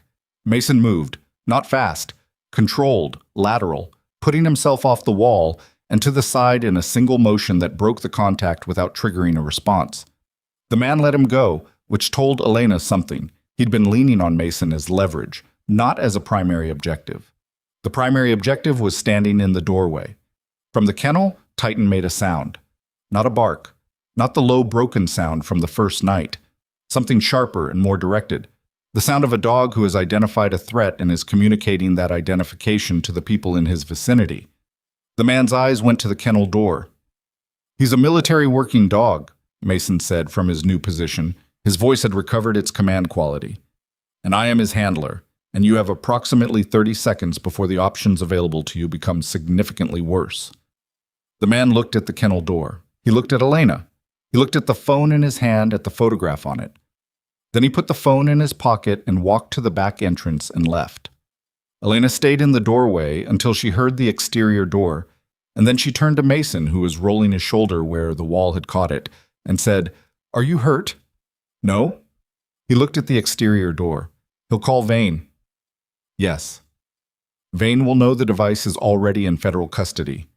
"Yes." "So Vane will know he's out of moves." She looked at her phone. Dunn's line was still open. She raised it to her ear. "General?" "I heard." Dunn said. Her voice was completely even. I'm calling Reyes now. Don't touch anything in that hallway. You have a potential crime scene. A pause. And Voss, that was well handled. She ended the call and looked at Mason. We should check on Titan, she said. Reyes arrived with 2 agents within 40 minutes, which meant she'd been closer than Sacramento when Dunn called her, and she moved through the clinic with the brisk efficiency of someone who was done with the incremental phase of this case and had moved into the phase where things happened fast. The hallway was photographed. The exterior door and its surroundings were processed.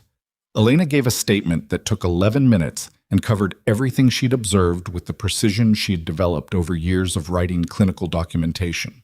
Timestamps, physical descriptions, exact language. Mason gave his separately, which was standard. The man, Reyes said, was almost certainly a private investigator or freelance operative rather than anyone with direct ties to Vanguard's internal structure. Vane had made the call from his holding facility. Phone records would confirm it, she was certain, and someone had executed it. Finding that person was, as she put it, straightforward from here.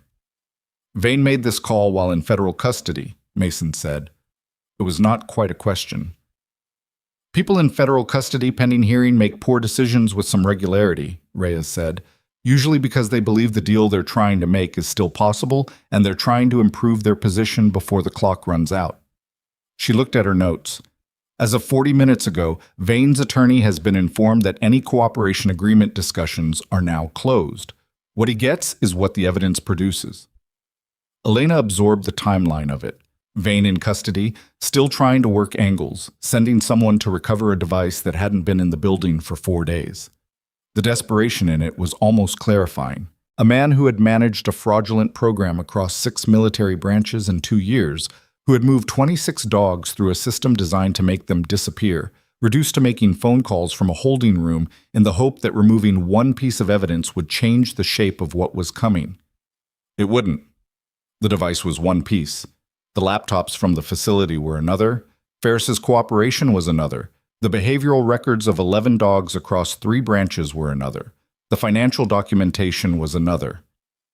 Vane had looked at the device and seen the fulcrum because it was the piece he'd most directly touched, but the case had stopped being about any single piece of evidence somewhere around the moment Torres had pulled the shipment logs.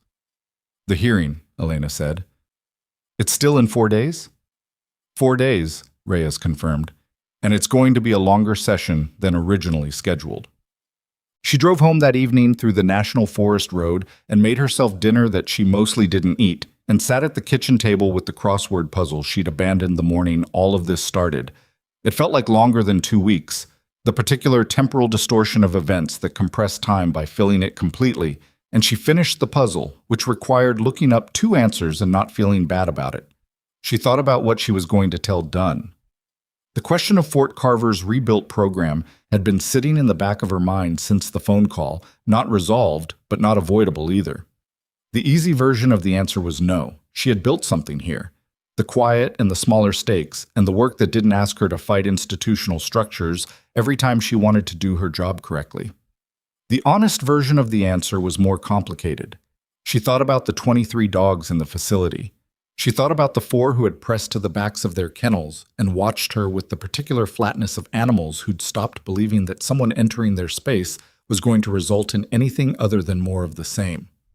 She thought about the neurological case, who was at an Army veterinary facility now, being assessed by people who understood what had happened to her, and whose chances of recovery were, according to the Army vet who'd called with an update, better than initially projected. She thought about Titan, and about what it looked like when an animal who had every reason to distrust decided to try again anyway. She went to bed at 10:30 and slept without difficulty, which surprised her enough that she noted it. The hearing was held in Sacramento over 2 days, not 1. The first day was procedural and dense. Document presentation, chain of evidence, the formal introduction of Ferris's cooperation agreement, and what it contained. Elena sat in a gallery seat and listened to the scope of it assembled in legal language, which made it both more and less real simultaneously. More, because the specificity of dates and amounts and communications turned the outline into a structure. Less, because legal language had a way of making things that had happened to living creatures sound like accounting problems. 26 military working dogs, fraudulently declared deceased over a 26-month period. 19 modified behavioral management devices distributed across 6 military branches, each producing behavioral profiles consistent with chronic unpredictable pain stimulus. Revenue from the sale of 9 working dogs to private buyers routed through 3 shell entities. 1 dog euthanized as a direct result of behavioral deterioration caused by a modified device. Billing fraud across the Vanguard DoD contract totaling, in the preliminary estimate, $4.7 million. Elena wrote that last number down and then crossed it out, because the number was the least of it, and she didn't want to spend the hearing looking at a number. The second day was testimony, and that was different. Mason testified for 40 minutes. He was precise and unsparing about his own role, not self-flagellating, just accurate. He described the behavioral incidents he'd logged and misread. He described activating the device and reading Titan's response as resistance. He described the moment in room 3 at Redwood Valley when the device activated and Titan hit the wall, and his voice didn't change, but something in it did.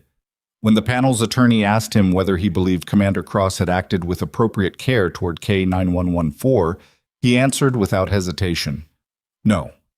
And I've been specific about the ways I failed him. What I will also say is that the system I was operating in was designed to produce exactly the errors I made. That doesn't change my responsibility. It adds to Vanguard's." Dr. O'Hara testified about the Fort Leland cases. The dog who had been euthanized had a name, Ranger, and O'Hara said it in her testimony without ceremony, just stated it as a fact, which was the right way to say it.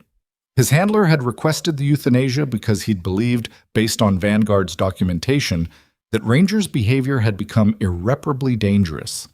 He had not known about the device modification. He had been living with that decision for 7 months.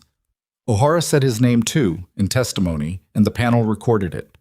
Elena testified on the second afternoon. She'd prepared for it the way she prepared for everything, thoroughly, without drama, knowing what she was going to say before she said it. She described the clinical timeline from 4:47 a.m. onward. She described the tissue documentation and what it indicated about duration and mechanism of harm. She described the behavioral analysis and the pattern it represented. When Lim asked her what she believed the modified devices were designed to do, as opposed to their stated purpose, Elena was precise about the distinction between what the evidence supported and what she could clinically assert. The modification produced unpredictable aversive stimulation, she said. Unlike the stated product, which provided handler-controlled behavioral correction, the modified version ran an autonomous pulse program that operated independent of handler activation. The effect was an animal that could not predict when aversive stimulation would occur, could not connect it to its own behavior, and therefore could not adapt. That's not a correction system. A correction system produces learning. This produced fear without context. She looked at the panel. An animal in that state doesn't become aggressive because it wants to be. It becomes aggressive because it has run out of other options. Lim looked at her for a moment after she finished. "Ms. Voss, you were working as a small animal trauma nurse at the time of this incident." "Yes." "And prior to that, you had worked in military K9 behavioral rehabilitation." "Yes." "Your former program was terminated in part due to reports you wrote recommending against returning animals to operational service." "Yes." "Looking at what those reports described and what the current investigation has found," Lim paused, "do you believe the concerns you raised at Fort Carver were taken seriously?" Elena considered the answer for a moment.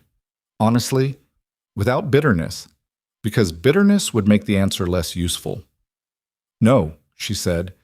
"I believe they were read, filed, and weighed against considerations that had nothing to do with the animal's welfare or the accuracy of my assessments. I also believe that if they had been taken seriously, we would have had frameworks in place to catch what Vanguard was doing earlier." She looked at her hands for a moment, then back at the panel. The people who dismissed those reports weren't the same people who modified the devices, but they were part of the same failure. The failure to treat these animals as something other than operational assets to be maximized. Vanguard exploited that existing attitude. It didn't create it. The room was quiet after that. Lim wrote something down. She wrote for long enough that Elena understood the answer had been used, which was the only thing she'd wanted from it. Victor Vane was sentenced 11 weeks after the hearing, after a trial that lasted 6 days and produced a verdict in 4 hours. Fraud in connection with government contracts, guilty. Animal cruelty under federal statute, guilty. Conspiracy to obstruct justice, related to the attempt to recover the device from Redwood Valley and the phone call made from federal custody, guilty. Witness intimidation by proxy, guilty. The sentencing was 12 years, with a fine that consumed most of what the financial investigation had identified as personal enrichment from the scheme. Roland Pruitt, whose cooperation agreement had been reinstated after his attorney made a more comprehensive disclosure, received 7 years and a fine of comparable size, plus permanent debarment from any DoD contracting role. The cooperation agreement had produced 4 additional guilty pleas from Vanguard executives, which Reyes called a more complete accounting than we usually get, in the brief call she made to Elena the afternoon the sentencing came down. Dolan Ferris, whose cooperation had been the most comprehensive and earliest, received a reduced sentence of 18 months, which was the outcome that sat most uncomfortably with Elena. Not because she thought he deserved worse, but because she thought the dog at Fort Leland deserved more than the math of the criminal justice system's cooperation incentives could account for. She said as much to Mason when he called that evening, and he didn't argue with it, because it was true. And he'd learned that arguing with things that were true was not a productive use of anyone's time. The private investigator who had come to Redwood Valley was identified, charged, and pled guilty to witness intimidation within 3 weeks. He cooperated fully and immediately, providing the phone records that confirmed Vane's call from custody. His sentence was 14 months. He had, as it turned out, not known what case he was working or who the animals in the off-books facility were. That didn't make his actions less wrong. It made the architecture of Vane's operation clearer. How much of it had depended on people executing tasks without understanding their full context. The 2 missing dogs from the transfer log were recovered on day 19 after the raid. They'd been moved twice after the initial transfer, which had complicated Torres's tracking work, and their final location was a private property in eastern Oregon owned by a man who had purchased them through an intermediary and had no idea they were military working dogs. He cooperated fully. He'd been treating them well, as far as it went. They were fed, housed, medically attended. That was something. Not enough, but something. Elena drove to Oregon with an Army veterinary technician named Marcus Webb, who had been assigned to the recovery team and who had the quality of someone who was good at his work and didn't need to explain that he was good at it. They assessed both dogs on site, a Belgian Malinois named Hawk in Vanguard's records, and a second German Shepherd listed as Delta. Both had modified devices.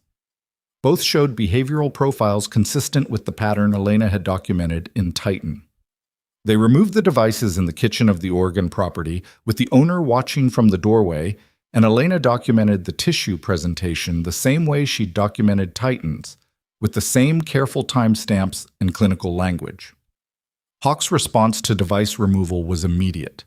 A long exhale, a visible reduction in postural tension, the particular quality of an animal stepping slightly back from an edge. Delta took longer. He sat in the corner of the kitchen for 40 minutes after the device came off, and Elena sat with him on the floor, and Webb sat in a chair and read something on his phone and didn't comment on the time this was taking, which she appreciated. When Delta finally moved toward her, slow, nose extended, reading her the way Titan had read her on that first morning, she felt something that she didn't have a clinical term for. The closest word was relief, but that wasn't quite it. It was closer to recognition, the confirmation of something she'd known was true, but hadn't been able to prove until she saw it again. Animals that had been hurt badly enough to change their behavior could be reached. It required patience that looked like passivity. It required being available without demanding. It required accepting that the choice to approach had to belong to the animal, not to the person waiting. She'd believed that at Fort Carver. She'd written reports based on it. She'd been told, in various polite and impolite ways, that the timeline this belief implied was operationally inconvenient. Delta put his head in her lap. "Yeah," she said. "I know." She called Dunn on the drive back, The general answered on the second ring, which suggested she'd been expecting the call. "I've been thinking about the program," Elena said. "I have conditions." "Of course you do," Dunn said, not dismissively, with something that might have been the military equivalent of approval. "Full clinical independence on welfare assessments. No operational timeline can override a welfare determination I put in writing. If an animal isn't ready, it isn't returned to service, and that decision isn't reviewable by anyone outside the veterinary program." Agreed. Civilian contractors with device access go through a veterinary program review before deployment, not after, before. And any modification to approved equipment requires program sign-off. That will require a policy change. "I know. Do you want me to draft the framework, or will you?" A pause that sounded like Dunn adjusting to the specific texture of who she was dealing with. "I'll have my JAG office draft it. You'll review and revise." "The dogs from the facility," Elena said. "I want direct involvement in the recovery assessment for all 23. Not consultative, direct." "You'll have it. And I want to name the program." Another pause. "What do you want to name it?" Elena looked out the passenger window at the Oregon landscape moving past. She thought about a dog at Fort Leland named Ranger, and his handler who'd been carrying a decision for 7 months that shouldn't have been his to carry. She thought about Titan on the first morning, 90 pounds of fear pressed against a stranger's legs. "The Ranger program," she said, "for the dog that didn't make it." The line was quiet for long enough that Elena thought the call had dropped. "Agreed," Dunn said. Her voice had shifted, not softer exactly, but different. The voice of someone who understood what a name like that meant and wasn't going to diminish it by adding anything. She started in January. The program was housed at Fort Carver. The same post, the same general geography, but a different building and a different structure and a different relationship to the chain of command. Dunn had moved efficiently and without apparent sentiment about moving efficiently, and the policy framework had been drafted, reviewed, revised twice by Elena, and signed into place before the end of November. Elena packed her apartment in Redwood Valley on a Saturday in December with the assistance of Petra, who was moving with her. Elena had asked, and Petra had said yes before she'd finished the question, and Marcus Webb, who was being assigned to the program and had appeared with a truck and an efficient approach to boxes. Holt came to say goodbye on Sunday morning. He stood in the empty apartment and looked around it with the expression of a man doing the math of someone's absence in the place they'd occupied, and then he said, "The rabbit with the GI obstruction sends his regards," and Elena laughed, which she hadn't expected to, and he looked satisfied in the way of someone who'd planned that. "You'll call," he said. It was a statement, not a request. "When I need a second opinion from someone I trust," she said. "Yes." He looked at her for a moment. "At Fort Carver. When they dismissed those reports. Did you know you were right?" She thought about it honestly. "I knew what the evidence said. Whether I was right in some larger sense, that took longer to find out." He nodded. "Well," he said, "now you know." The Ranger program took its first cases in February. 6 dogs from the facility, assessed and determined to be in stable enough condition to begin formal behavioral rehabilitation. 2 additional referrals from military units who had flagged dogs with behavioral profiles that, now that the pattern was recognized and documented, were identifiable earlier in the deterioration process. Elena ran it the way she'd always believed it should be run. Slowly, on the animal's timeline, with outcomes measured in functional well-being rather than operational readiness. Some of the dogs would return to service, some would not. Both were valid outcomes. The program's job was to get them to a place where that determination could be made honestly. She was not always patient, that was the truth of it, and she knew it. There were mornings when the bureaucratic weight of the policy frameworks and the documentation requirements and the interdepartmental communications made her want to put her head on the desk, and she did not do that because she had staff watching and because it would have been undignified, but she understood the impulse.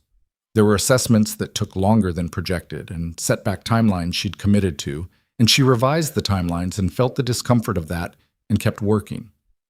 There were 2 dogs who couldn't be reached, even with everything the program offered, and she documented that honestly and made the welfare determination those cases required, and that was the hardest thing she did in the first 6 months by a significant margin.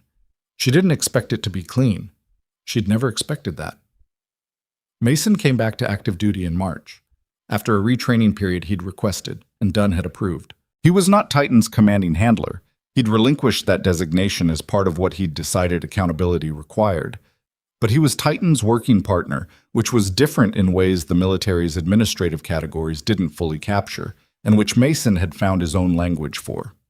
He brought Titan to the program for a formal reassessment in April, which was part of the new protocol for any K-9 that had been involved in a device-related incident.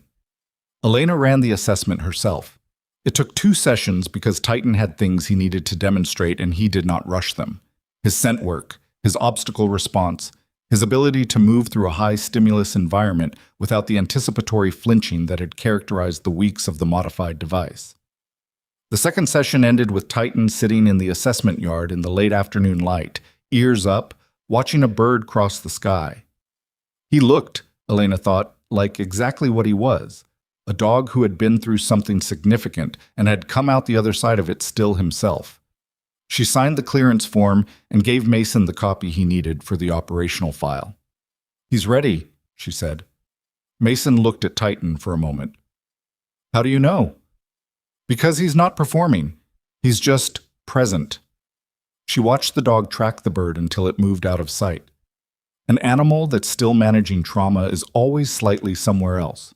Monitoring, compensating. He's not doing that. Mason nodded slowly. He looked at the clearance form. "You know I'm not going to be the one who decides how he works or when." "I know. He's going to tell me what he can do and what he can't, and I'm going to listen." "I know," she said again. "That's what it looks like when it's right." He looked at her sideways, the same look he'd given her in the hallway at Redwood Valley, in what felt like a different time. "Is it always this slow?" "The part that matters always is." Titan stood up, stretched with the full theatrical commitment that dogs reserved for post-rest stretches, and walked to Mason's side. He didn't press against him the way he'd pressed against Elena in fear the first morning. He stood beside him, equidistant from Mason and from the space ahead of them, the physical posture of a dog who is choosing his position. Mason looked down at him. "Okay," he said. Just that. The same word he'd said in the kennel in February, but the weight in it had changed completely. Less apology, more beginning. Bess, there was a ceremony in May, which Elena had not requested and had tried to decline and had ultimately been persuaded to attend by Dunn, who had pointed out with characteristic directness that the program needed a public accounting as much as Vanguard's crimes had needed one, and that the people who had been harmed by the institutional failures the program was correcting deserved to see those failures publicly acknowledged. It was not a large ceremony. DoD events rarely looked like what civilians imagined. They were more administrative than cinematic, more functional than dramatic. There were chairs and a podium and a representative from the secretary's office and several people from various branches who had worked on the investigation or the recovery effort. Ranger's handler was there. His name was Sergeant First Class Damon Wyrick, and he was 32 and had been stationed at Fort Leland for 6 years. He'd requested to attend, and Dunn had made sure the invitation reached him. Elena sat beside him during the opening remarks and didn't make conversation because he wasn't there for conversation. He was there to be in the room where someone said Ranger's name in a context that wasn't a report of failure. When Dunn spoke, she said it. The program bears the name Ranger because a dog by that name was failed by the systems that should have protected him. He is not a statistic in this program. He is its reason for existing. Wyrick was very still. Elena didn't look at him. She looked forward, at the podium, and let the moment be what it was. Afterward, when the formal portion had ended and people were moving in the unfocused way of post-ceremony crowds, Wyrick found her. He was not a man who found things easy to say. She could tell from how he stood, slightly off-center, hands in his dress uniform pockets, which was technically improper and which he clearly wasn't monitoring.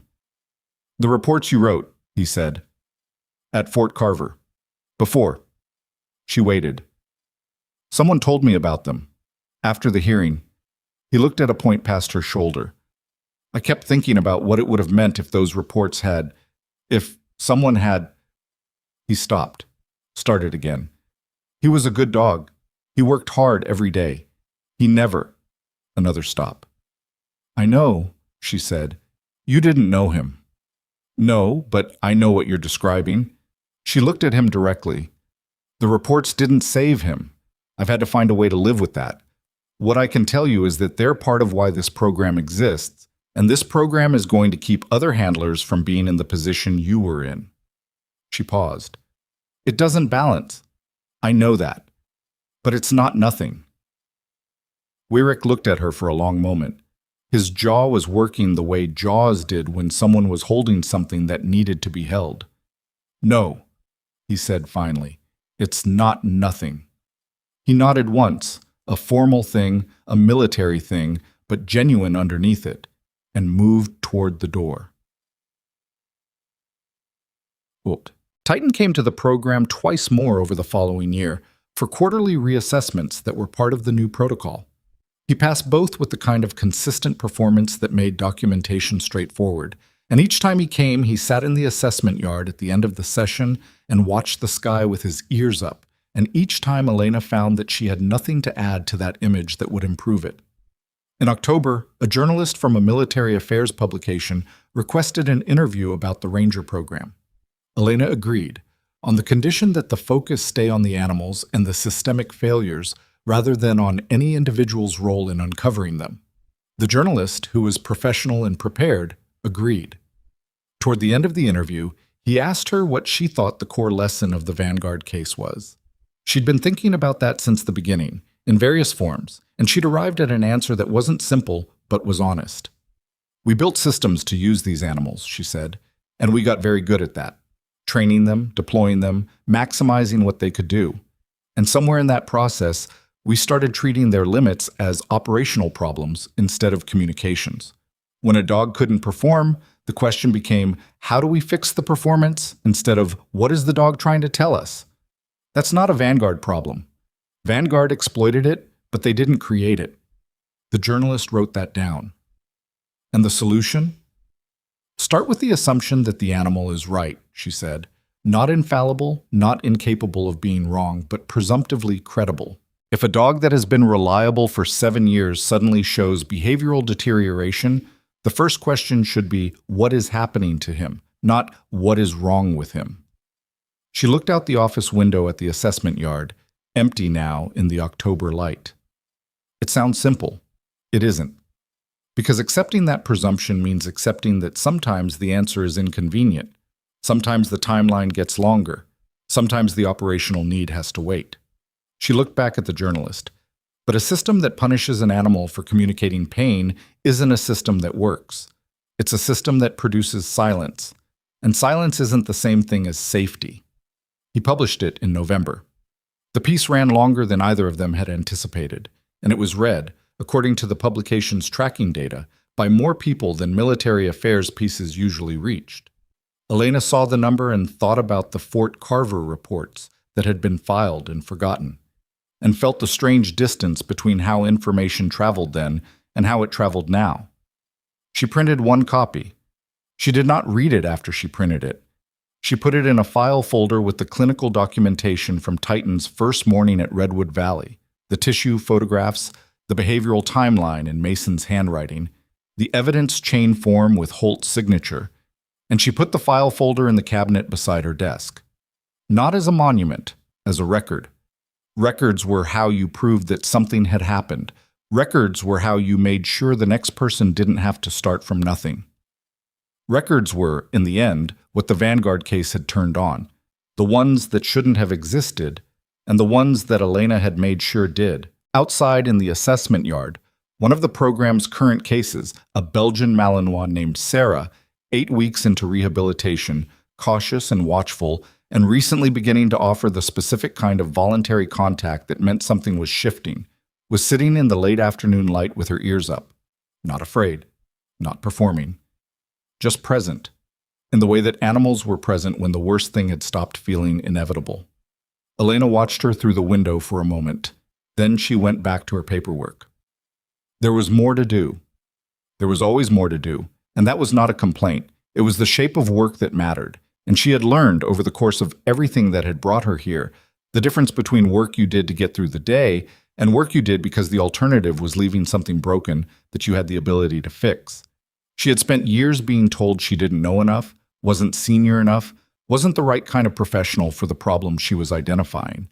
She had spent years in rooms where her assessment was heard and filed and not acted on. And then one morning before sunrise, a terrified dog had pressed himself against her legs and trusted her with the truth of what was happening to him, and she had not walked away from it, and everything that followed had followed from that. Not because she was exceptional, because she had stayed. That was the part no one told you about the moments that changed things. They rarely announced themselves. They arrived at 4:47 in the morning as a dispatch call, and they looked like a problem that wasn't yours, and they gave you a completely clean exit. And the only thing that made them into something more was the decision, not dramatic, not certain, just a decision to look at what was actually happening instead of what was convenient. She had made that decision once. She was making it still. Outside, Sarah lifted her head and looked at something across the yard. A movement, a sound, something only she could track, and then settled again, satisfied. She was going to be okay. They mostly were.